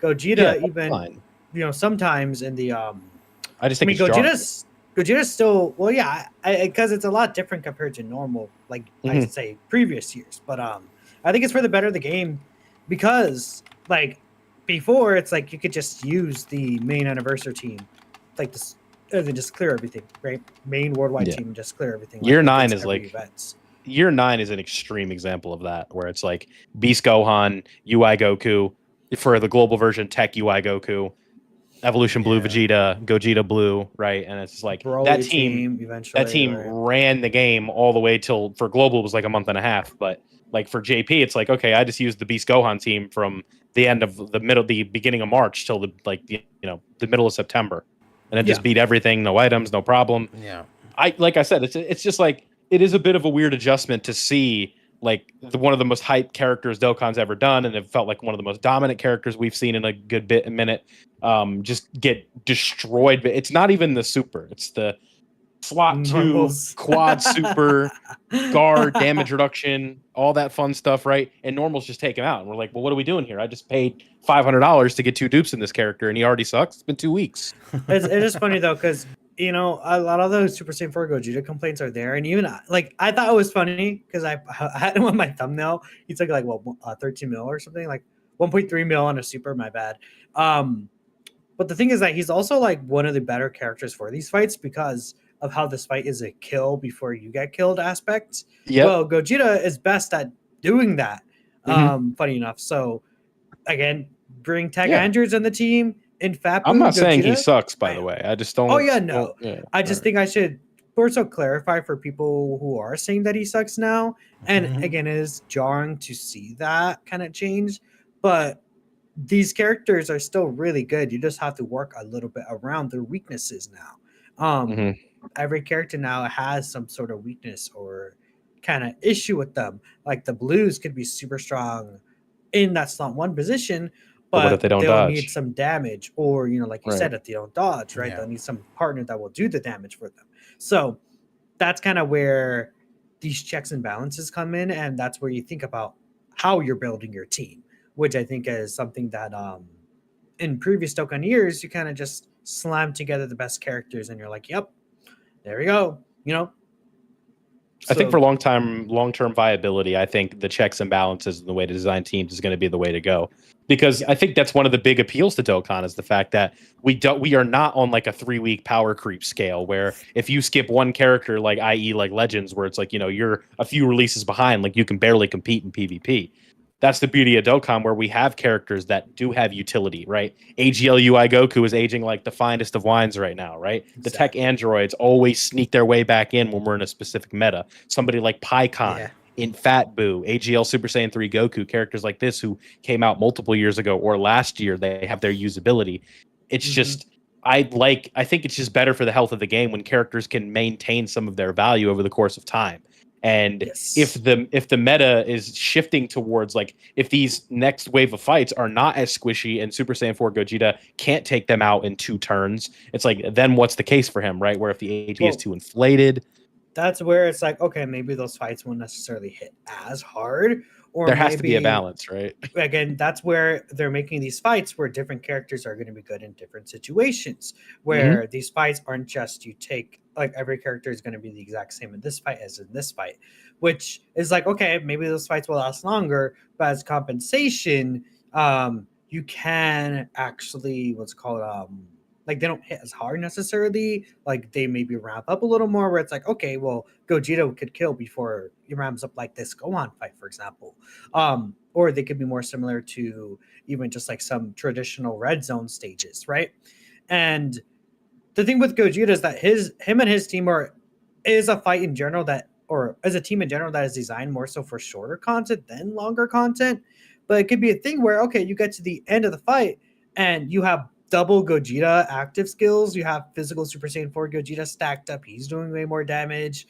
Like there's these checks and balances that they are considering for these fights. And I think that's where like right now, people may not like it as much, but if they do things right over a course of period of time, we could see, oh, this fight in a year from now, my Super Saiyan 4 Gogeta is perfect for this fight. But then maybe the character I summoned for 6 months ago isn't as good there. Yeah. But then same thing how we're seeing with UI Goku, right? Same thing how we're seeing with Fat Boo. These characters that have these different abilities to them. I mean, when the Rose Goku Black and Zamasu fight came out, one of my first runs was with the Blue Evolution into Vegeta, and he actually did pretty decent, all things considered. AGL Gogeta sometimes is a better option to run than Tech Vegeta in certain fights. That's where we kind of need to see how these fights are and kind of test around with these characters. But for example, maybe it could be a boss that does 2 Ki Blast super attacks before you attack. Super Saiyan 4 Gogeta is perfect in that spot, right? Nova Shenron's perfect in those spots. Nova Shenron, Tech Androids, a lot of these other characters. That's what I really like about these potential fights, and if they do them good, that's why I almost do want to hope that the next few fights won't be like these 3 fights that we just got, but it'll be like shifted in a different way. I just expect them to be somewhat similar in design. Like maybe Beast Gohan does like a mega Ki Blast Super that hits you for 30 mil, but it's like it's at the end of the turn every single turn, and it's like you have a Ki Blast Super character that could, or a Ki Blast Nullification character in that spot, and you're good to go, right? You just have to build a team, or someone with an action break, like the Year 7 Gods or the Year 7 Super Saiyan 4s. Yeah, those action breaks are like super, super valuable now. Like we even saw that with the Gogeta fight recently, where it's like, oh yeah, these supers are always going to be in the same spot. Like, you know, some people were. I overrated the hell out of the physical G4 on my last top 10. I think I put him at like 2. I mean, some people think he they're action that good. breaks, bro. Yeah, I was like, he's got the action like, break. He's the best linking partner for the best unit in the game. That's where I got him right now. I think don't looking blame back, I you. would have done it differently, but you know, at the time, I'm like, you know what? I'm just gonna stand on this. So I'm gonna let people make fun if they want, but that's how I'm feeling right now. I don't necessarily blame you. I think some people think that. Well, I don't agree. Like, it's not like you're like, oh, you're completely invalid or wrong. Like, if it was like, oh, I'm putting AGL Super Saiyan 4 Vegeta because he links well, so I'm putting him at 2, and I like him. Yeah, it's like, no, well, you're wrong there, but it's like LR Super Saiyan 4 Gogeta. He's like top 10 anyways, right? So yeah, it may be just a little bit aggressive in my placement, but but it's I had a train of thought and then I just lost it. You had something. I'll get it. We were talking about top 10s. Oh my god, what the hell? Action breaks. Action breaks. Yeah, it's funny just how that stuff works with you know, top 10s and stuff like that. Where philosophy. This isn't what I was gonna say, but philosophies can just change so quickly, and now it's like looking at the top 10. It's like you just look at how teams have shifted in the content. It's like, do you just want to argue Omega's number 1 specifically for these new fights just because of his team? Or it's like, you know, the Omega team is literally like making these fights baby mode, where it's like, you know, Omega, as long as he counters the super from Gohan in slot 1, like you're chilling. Yeah, I literally, while we were saying about it, just like no item to the Gohan fight with Omega's team and set a new time. It was like 5 minutes and 2 seconds. So, yeah, it's like we were saying, I think it's good that all of these guys can be competitive in the event. Sometimes they get taken out, sometimes they don't, but you know, you have that more like even spread, which is good. Yeah, as long as there's different like varieties of difficult content, I always think that's fun. Yeah. Like I was having a really good time with oh, I know what I was gonna say, Minato. It was the when I put Beast Gohan at 1C during the 10th year because of Battle Hard Formidable Foes being the only hard fight. Yeah, you remember that. Yeah, and I was like, like these two can't go slot 1. Guess who can? Yeah, dude, and you don't get diffused in that fights as well, because you have him on turn 1, he gets hit. Then on turn 3, you're in the second phase, which is the hard one, when you can then use his active skill. Like, guess what? That intro buff resets. The taunt resets. Yeah, he's so good in that event. Yeah. And I didn't even do like anything criminal. I was like, yeah, you know what? The fusions are still number 1 too, but I've got Beast going up there with them, and I was getting destroyed for that. I'm just like, why am I getting booed? I'm right. That intro buff resets like 4 times in that fight, so it never goes away, and you're really not getting to turn 5 or 6 where you're fusing with the characters anyway. So Vegito's great, but where do you see him? Yeah, and I like kind of like back you up with that. It's like, yeah, that makes sense to me. Like I see the thought process behind it. Yeah, and then you know the red zone came out and that happened, and then obviously festival. But that's why we do multiple of these during the celebration, right? It's not like the part 1 is just the definitive top 10 and it's not changing. Yep. I like usually in those videos I'll specify it's like, yeah, this could change in 2 weeks. Yeah, and exactly. in the case of like, if I would have done a pre-EX part tier list and Gogeta was number 1 or number like, you know, something like that, I'm like, I could have told you, it's like, yeah, this is going to change in 48 hours, right? So they're going to drop these new fights and he's not going to be able to take normals anymore. Like, you know, how can you see those things coming? You just got to assume something's going to happen. Yeah. So it's interesting. But again, I think we're all, the 3 of us, I feel like are in, for the most part, in pretty big agreement where it's good to have variety in the content, but I definitely think there are some shocking things that may not feel the greatest, right? Like if you have like a gold slot Gogeta getting torched by normals, it just that doesn't really feel good because you know you summoned for that character 2 weeks ago. Yeah. Which is completely fair, but it is what it is. So aside from just new releases, we have old releases getting their buffs as well. We've sort of been doing some subtle talk about them, not directly or intentionally, but Minato mentioned Tech Sin earlier. We've been talking about Trunks and Vegeta all episode, in Super Saiyan 4 Gogeta, and all of these different EZAs.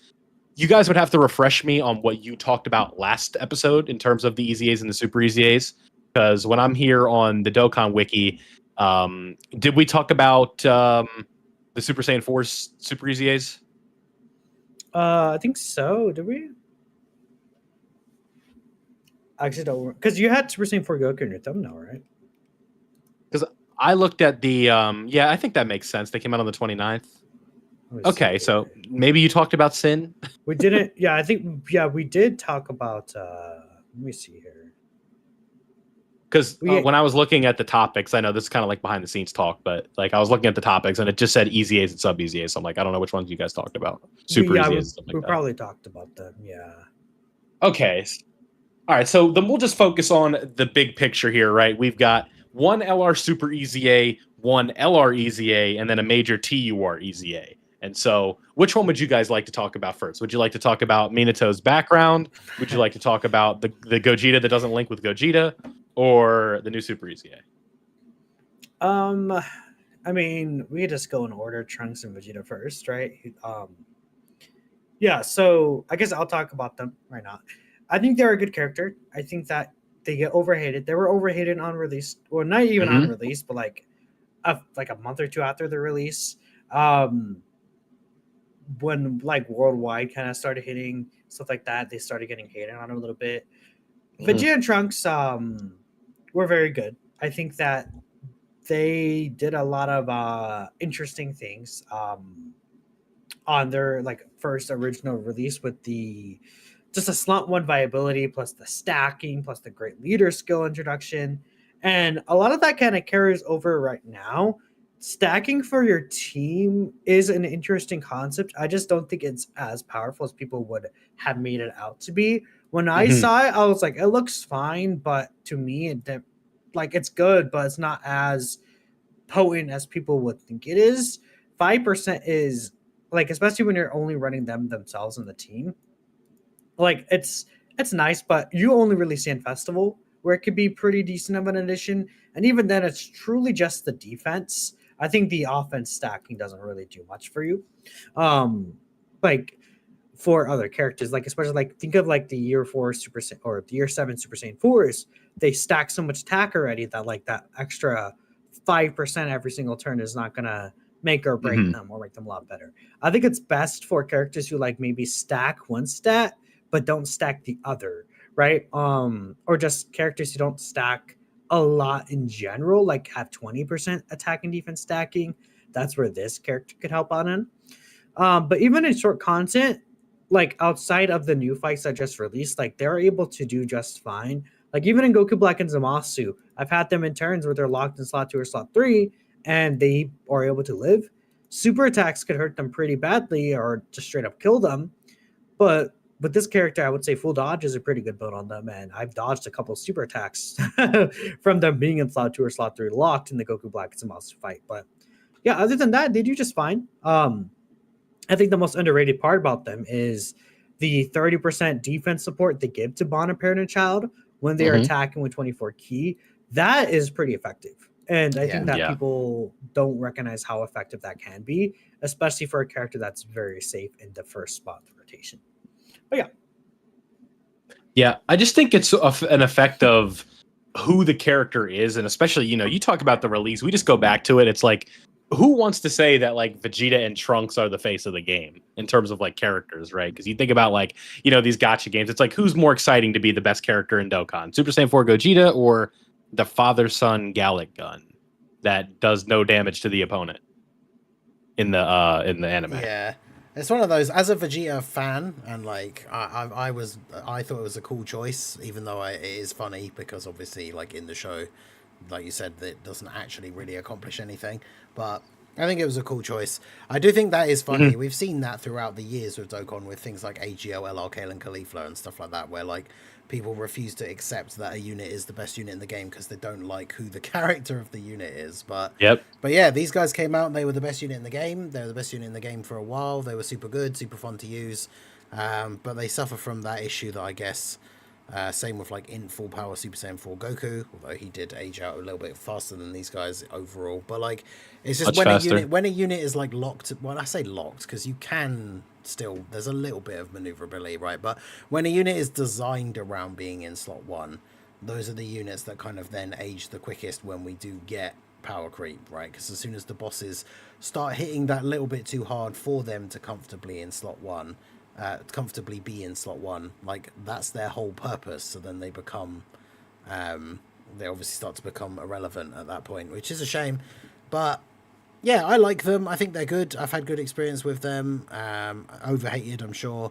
The 5% is definitely not as crazy as people thought it would be. Like when people first saw it, and it was like, oh my god, this is gonna make every unit in the game like a crazy stacker. And it's like, you don't really see the effect of it, especially in events that go on, even for like 8, 9, 10 turns. You don't see like a huge amount of difference, especially because a lot of the units that you'll run with them on their team are units that have stacking already, like the 10 years and stuff like that. But I still think they're very good. Obviously, once they get built up, they can be super good.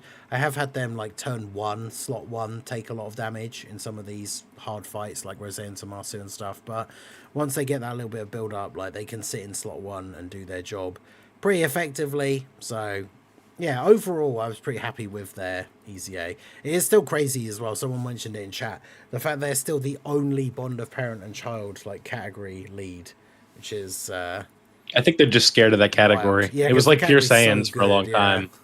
Yeah. Like it took from, what was the gap with Pure Saiyans? I think it was from physical transforming Vegeta to Super Vegeta. And then we got like Raditz. Then we got God Goku. I forgot. The 10 years both lead Pure Saiyans. But it was just kind of funny that they were just so scared of that category for the longest time. And it's the same thing with bonded parent child. They just refuse to give it that 200 to 220. But yeah, overall, I like them. So, and like we said before, it's pretty good. Talking about like the super bosses buffs and stuff. I like the fact that they give you that opportunity to use the STR Vegeta. It obviously gives them the buff. Although it is weird, I guess, as well. I do see the complaint, like, they're supposed to be in slot 1, and that Vegeta part of the Goku and Vegeta card is best in slot 3, so it's not going to be next to them anyway. But I like that one turn that you can kind of get, where you can exchange into Vegeta, use his active in slot 3, and then put him in slot 2 next to them, and, like, that's a pretty fun turn. But, unfortunately, against, like, the toughest bosses, I have literally lost in situations where I've switched over to the Vegeta, done that, put him in slot 2, he then does like a big chunk of damage and then eats a super attack and dies, whereas if you just left him as the Goku, he probably would have just dodged the super. So a little bit annoying. I mean, at least Vegeta has 50%. What is it, 40 or 50% chance? I think it's something like that. I can't remember, but yeah, I think like it's 40. I think Vegeta and Trunks are fun. They're not like, you know, they didn't get their EZA and like suddenly they're the best unit in the game again, but I think their EZA is good. Oh, they have 40% reduction. That's what it is. But they have 50% chance to dodge. Yeah, no, I think Vegeta Trunks are pretty good. But in Super Saiyan 4, Gogeta is better. Yeah, he's a very fun character. It's we circle back to like, we got to get the same name linking. It's like, it's just the next step of the development of the game, right? Where, you know, imagine where we would be right now if the same name update didn't exist.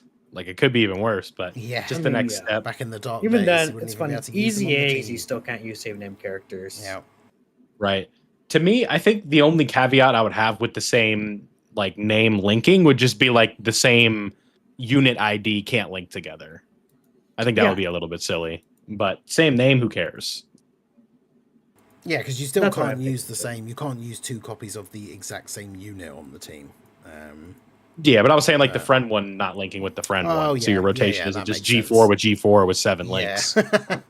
But one thing I do like about the Super Saiyan 4 Gogeta, I mean, I like him overall. I think he's good. I do like the fact that kind of with that same name thing in mind, they've obviously designed him with the fact that he's good in slot 3, like to use as a slot 3 character for that GT Heroes team. But he does also get the buff in slot 2, so if you are running him on a different sort of build, like for example Giant 8 Power, and you're not going to link him up with, or because you can't anyway, you're going to keep him on rotation and not have him on the same rotation as the AGL Super Saiyan 4 Gogeta, then he's still effective like in slot 2 as well. So I think that's a good like part of his design, right? I think he's a good slot 3 floating character for the GT Heroes team if you are running double AGL Super Saiyan 4 Gogeta, and then he can still be good in the slot 2 or like main rotation for other teams like Giant 8 Power. And I have seen some pretty crazy like screenshots of him like fully built up on the active skill turn with support and stuff like that. So he's definitely very good, and he does have the advantage over the AGL one, where obviously he does have the ability to counter all super attacks, which is quite helpful. And so yeah, just like on release, does big numbers if you get the counter, especially after he supers, does big extra free damage, which is nice. So yeah, I'm definitely happy with his EZA overall for sure. Yeah, I think he's pretty good. Me too. Not I too think, much. Sorry. No, sorry, my bad. The 70% chance counter, of course, is just very powerful.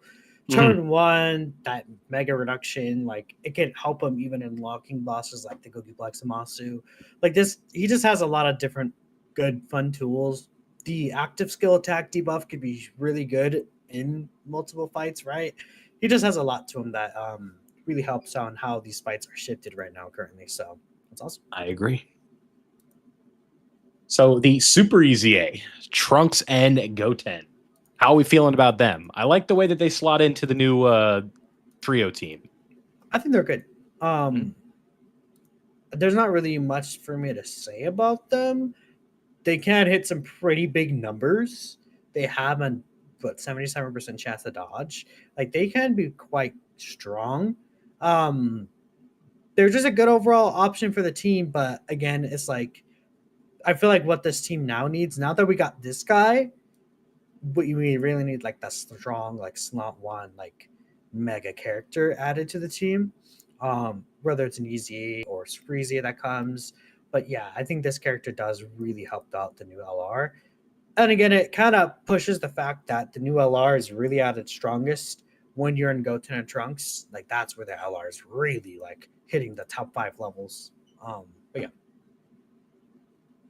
Yeah, because like I think this is the kind of EZA that you need for when a unit comes out like this, right? Like this is the perfect Super EZA or EZA for the team, for the new unit specifically, right? Because obviously for them to get their full passive for like the rainbow orb changing and the crit support and all that kind of stuff, it's 3 or more youth allies and 3 or more hybrid Saiyan allies, and it doesn't say self-excluded. So literally if you have the 2 Gohan, Goten and Trunks leaders and then them, there's your 3 characters and you've got their full like passive unlocked, right? So they are the kind of EZA that I think we should expect or should like to see when a new unit comes out, is you get this EZA that is then like, right, that's the perfect unit to just put straight on their team. Yeah, fits in very nicely. And as we've already said, right, they can hit some pretty insane numbers. I've seen them getting well over 100. I think the highest I've seen with support, bearing in mind obviously being an older unit, mine is of course rainbow, like link leveled, all that stuff. I've seen turns of them getting like 120, 130 million attack, which is pretty nice. I've seen like 170. They also have built-in crit chance. Like yeah, they can get up to some insane numbers. High dodge chance as well. Now that's the other thing when we're talking about like people saying with like the youth team being like dodge or die for some of these characters.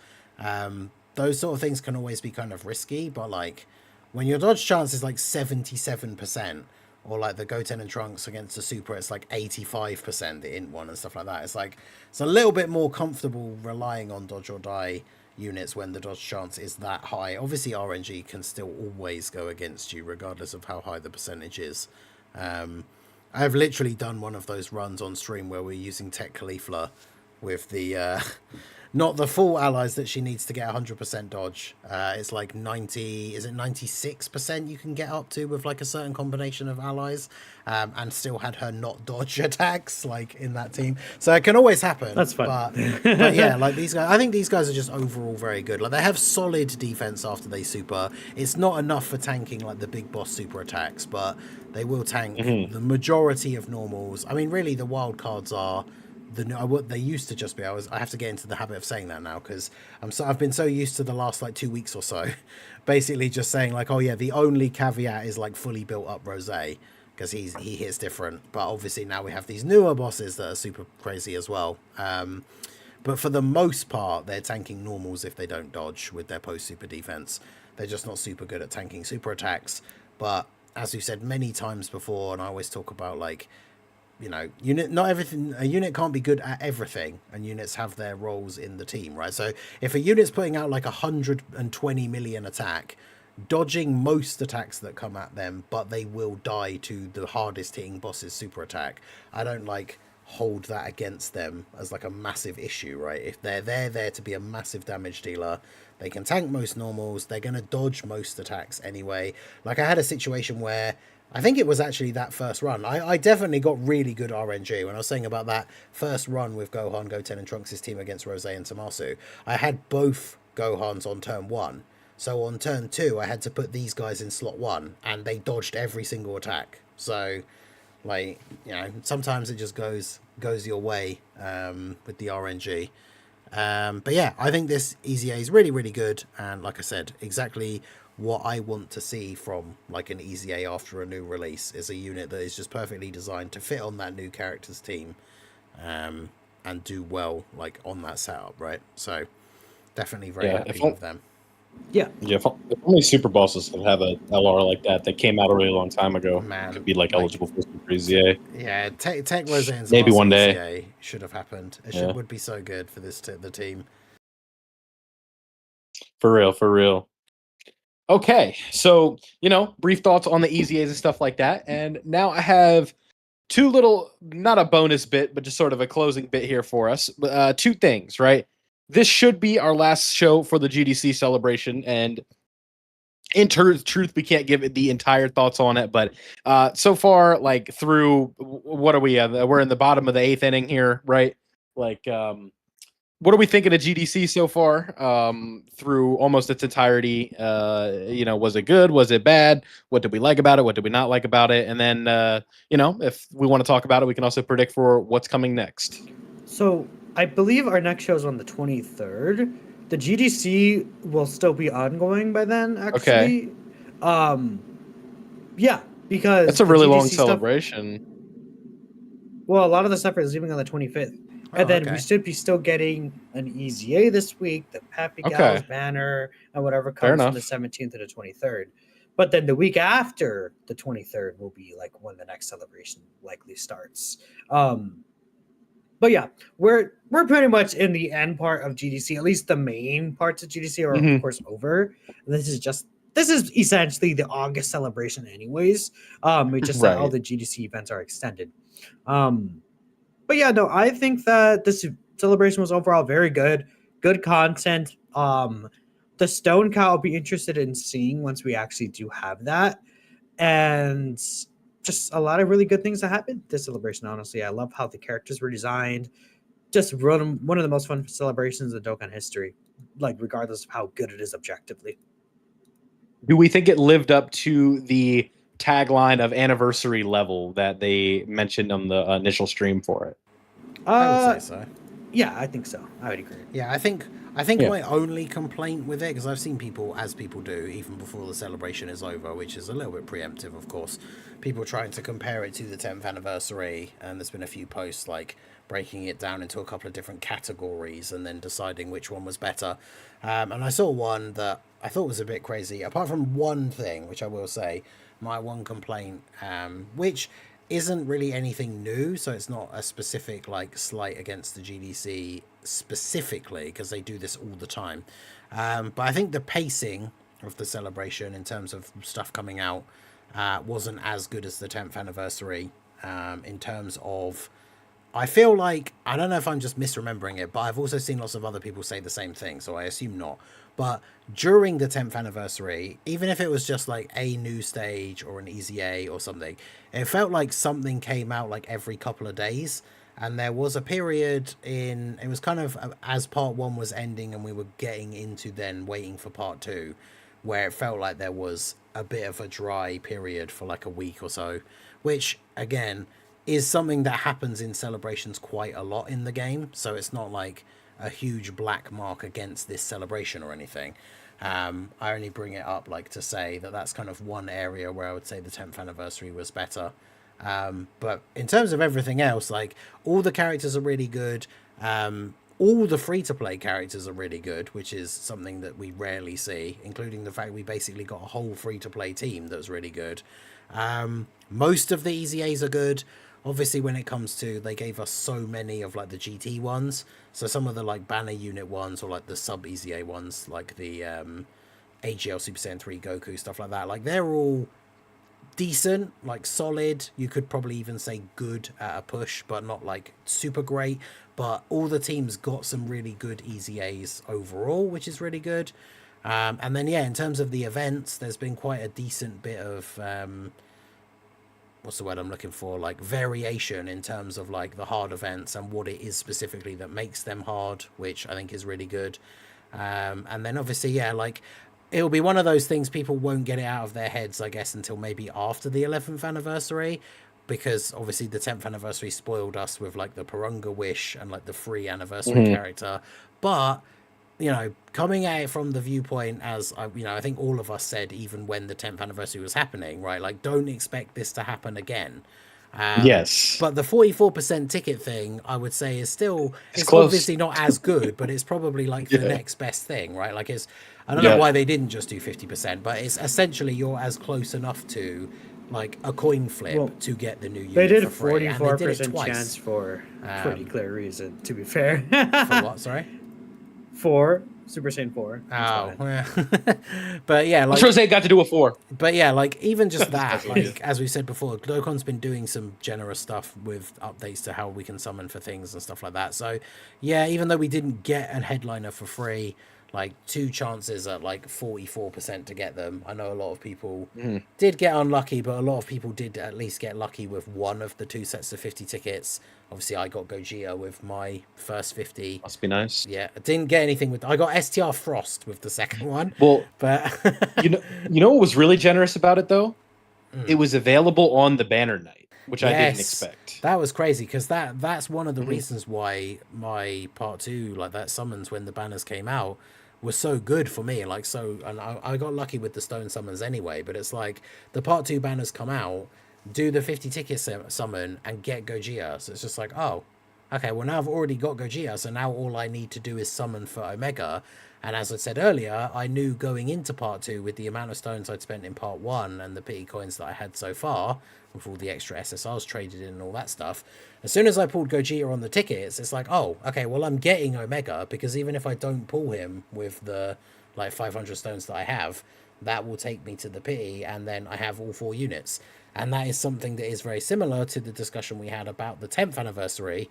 I only got a copy of all of the 10th anniversary characters because we got the Purunga Wish. Otherwise, I wouldn't have gotten Super Saiyan 4 Goku. So, even though they didn't give it outright for free, I still think that's pretty good.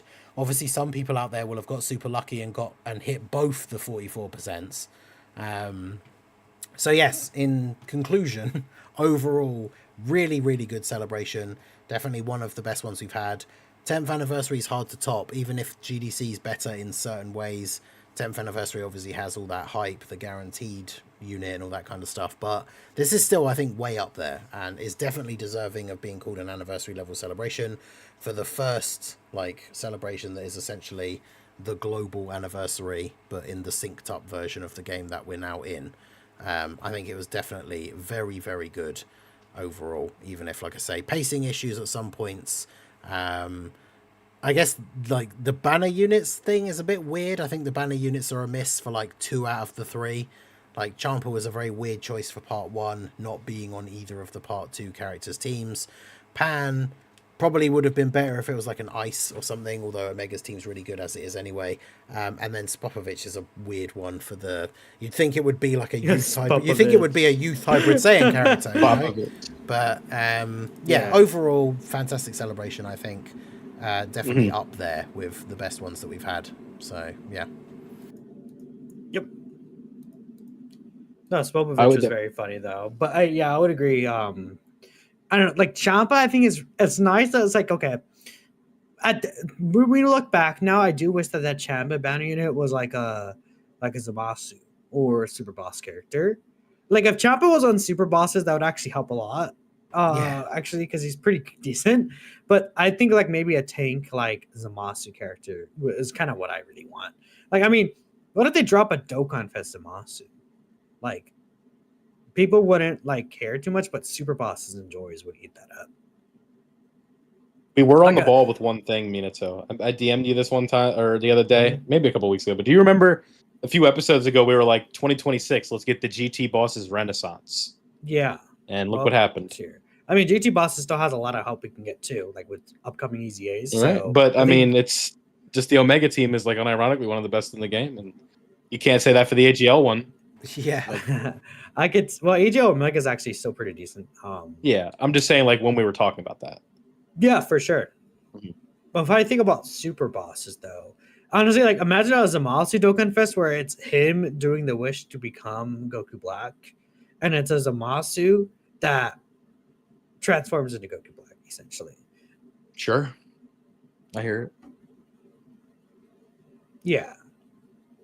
I think give him that bosses. What if there was an active that he had or of some animation where he's taking out Gowasu?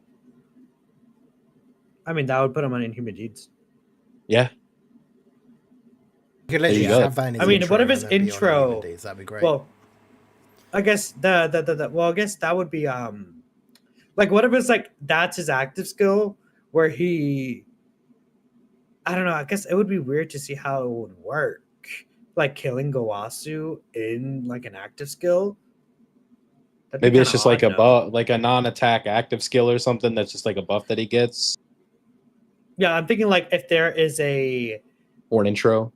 If there's an extreme class from a God's character on rotation, and then it's Zamasu Goku killing Gowasu, and then Zamasu comes in and they do an attack or something, I don't know, or they gives it like a buff.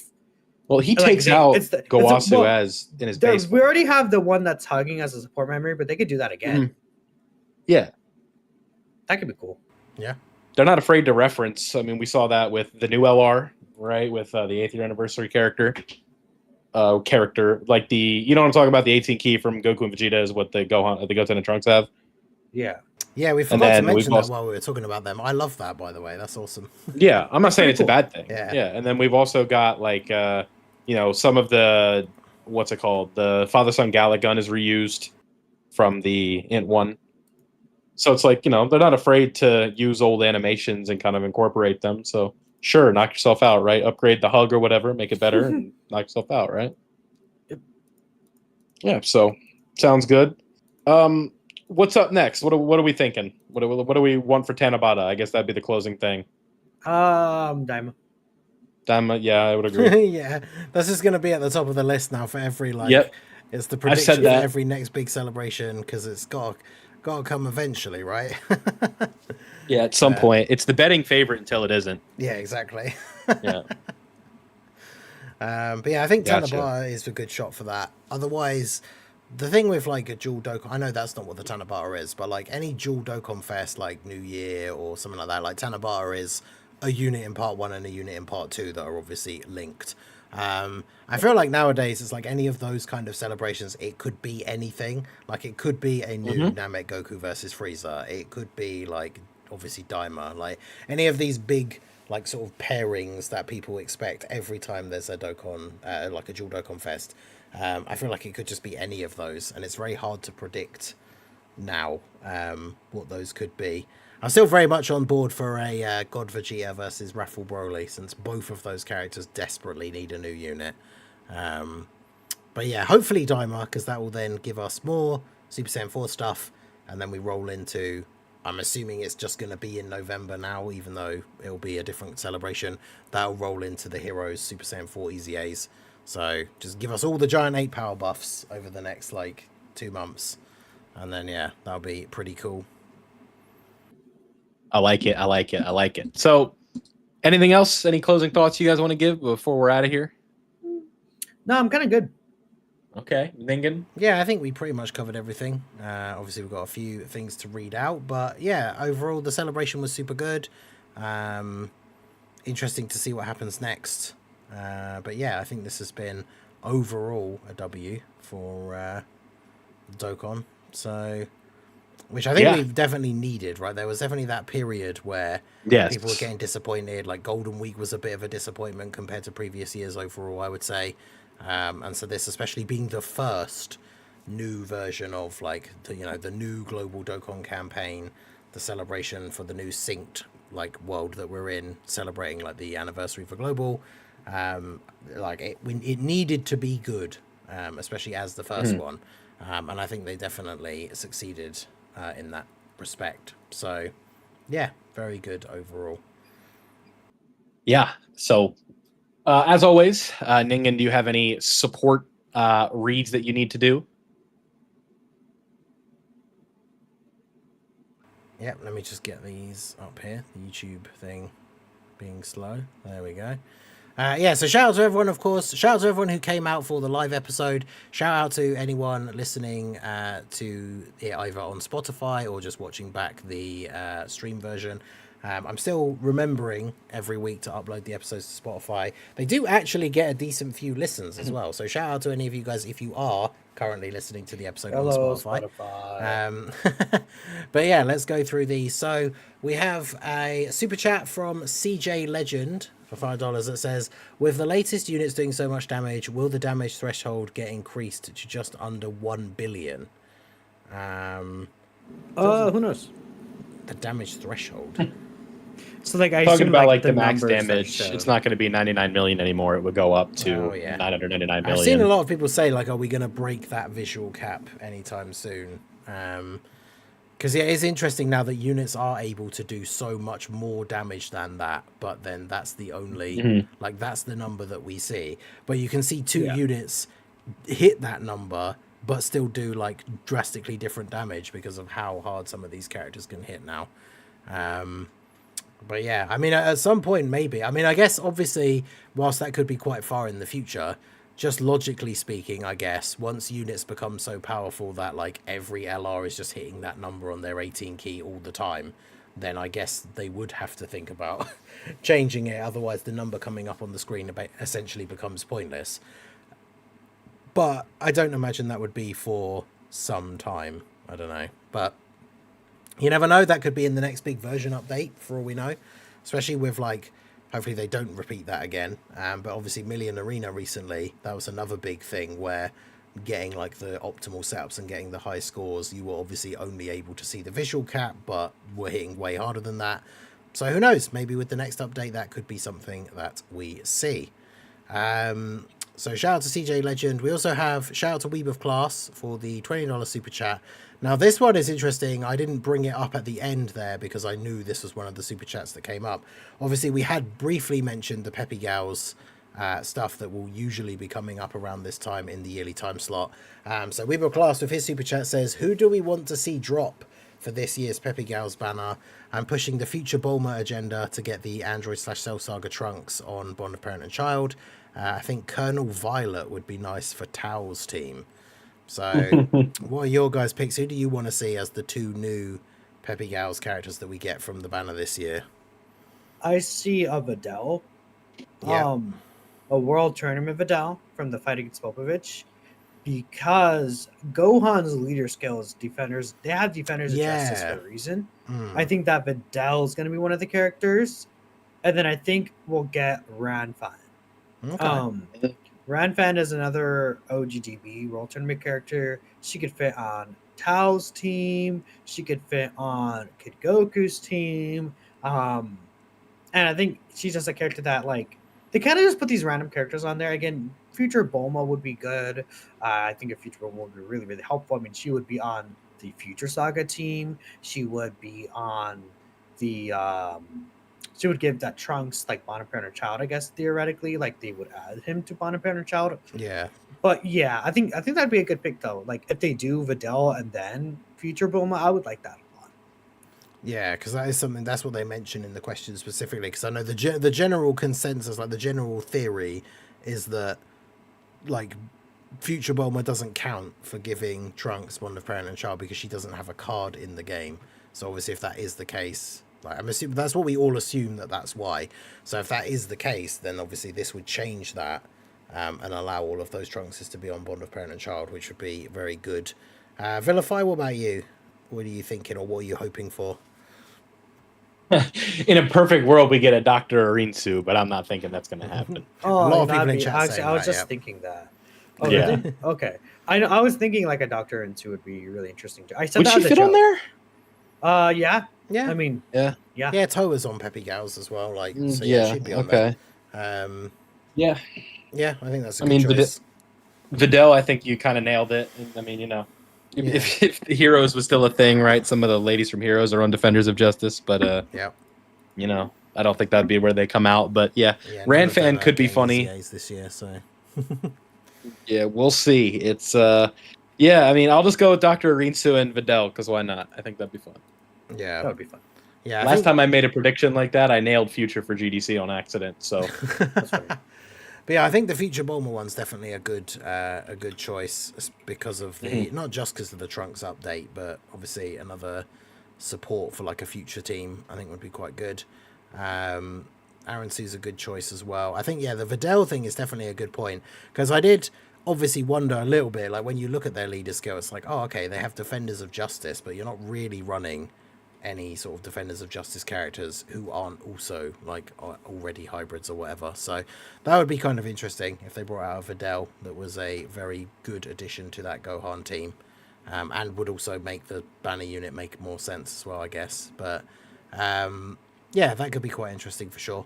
So yeah, I don't think there's any off the top of my head I think we haven't mentioned already that would be good picks because I mean there's no Super Bosses characters outside of them obviously doing like other versions of Kale or Caulifla, but then they're super class, so they don't super help out that Rose and Zamasu version of the team. So yeah, interesting. I guess we shall have to wait and see.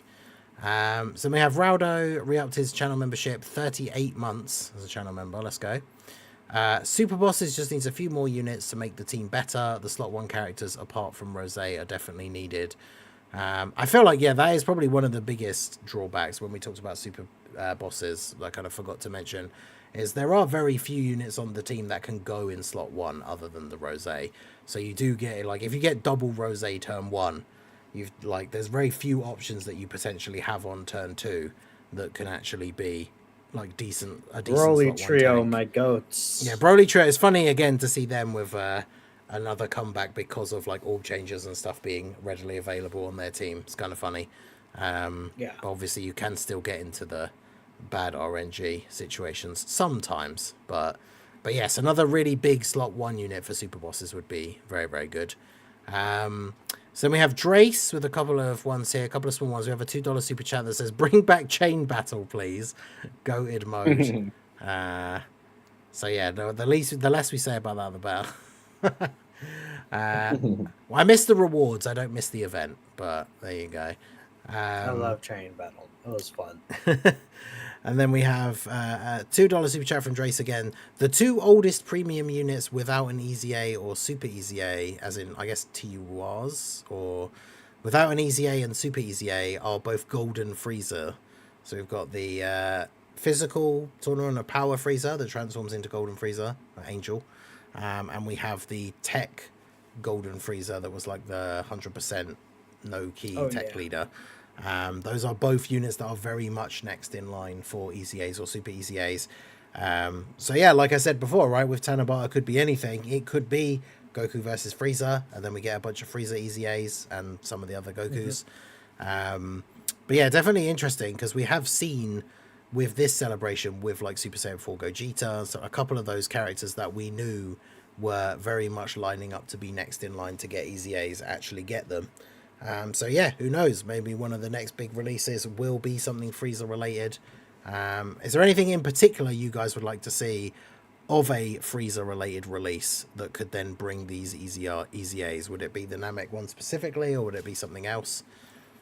Has to be Namek. I want Namek, but I think right now it would be better to get a Dragon Ball Super Golden Frieza, like from Resurrection F, for Sure. Super Boxes. That's fair. Yeah, that would be good. And then that Tech Golden Frieza getting an EZA and then going back to being like a great slot 1 tank would be great. The Angel Frieza I've never been a huge fan of because of him being the Tournament of Power one and like his link set and stuff, but he has the potential for an interesting design because he is one of those very few units you can transform him on turn 1, and both of his forms have kind of that different design aspect. So like if they really lean into that with his EZA, and essentially it's like 2 completely different units, and you can just choose on turn 1 which one you want him to be, definitely has a lot of potential for sure. So be interesting to see what they do with him. So we've actually got 2 references here. So Chili with the $2 super chat says, I can't believe super bosses are bosses from Dragon Ball Super. And then we have Daniel Rodriguez with the $5 super chat that says, can we talk about Iron Cane and what super bosses means to him? So I don't know if you guys saw it before we started, but I don't know if it was if it was serious or it was a joke. I don't know, because our boy does like to joke around, but at the same time, it very much could have been genuine. Thought that super bosses were just bosses that were super hard. So, and not just specifically bosses from Dragon Ball Super. So yeah, shout out to Iron Cane. But yeah, the super bosses is indeed bosses from Dragon Ball Super. So there you go. And last but not least, we have a $2 super chat from Chili that just says, big shout out to the hosts. Thanks for the content. So we appreciate that. Appreciate you guys helping to support the show. And again, all you guys that came out for the show live, all you guys watching back the VOD or listening to Spotify, we appreciate all of you coming out for the episode. Well, had a good time this episode. Yeah. Guys. I appreciate y'all for stopping by. Yeah, so that'll do it for the August 10th edition. We are up to, where is the tweet? What episode number are we on? 71. We're on 71. 71. Yeah, I thought that's what we were close to. Episode 71 here of the Slot 1 Super Podcast. We appreciate you guys coming out as always. If you're watching over on the YouTube side, do not forget to leave a like on the episode and all of that other fun stuff down below. As always, thank you for watching. My name has been Vilify, Ningen, Minato. Thank you, everybody, and we'll see you in the next one. Peace out.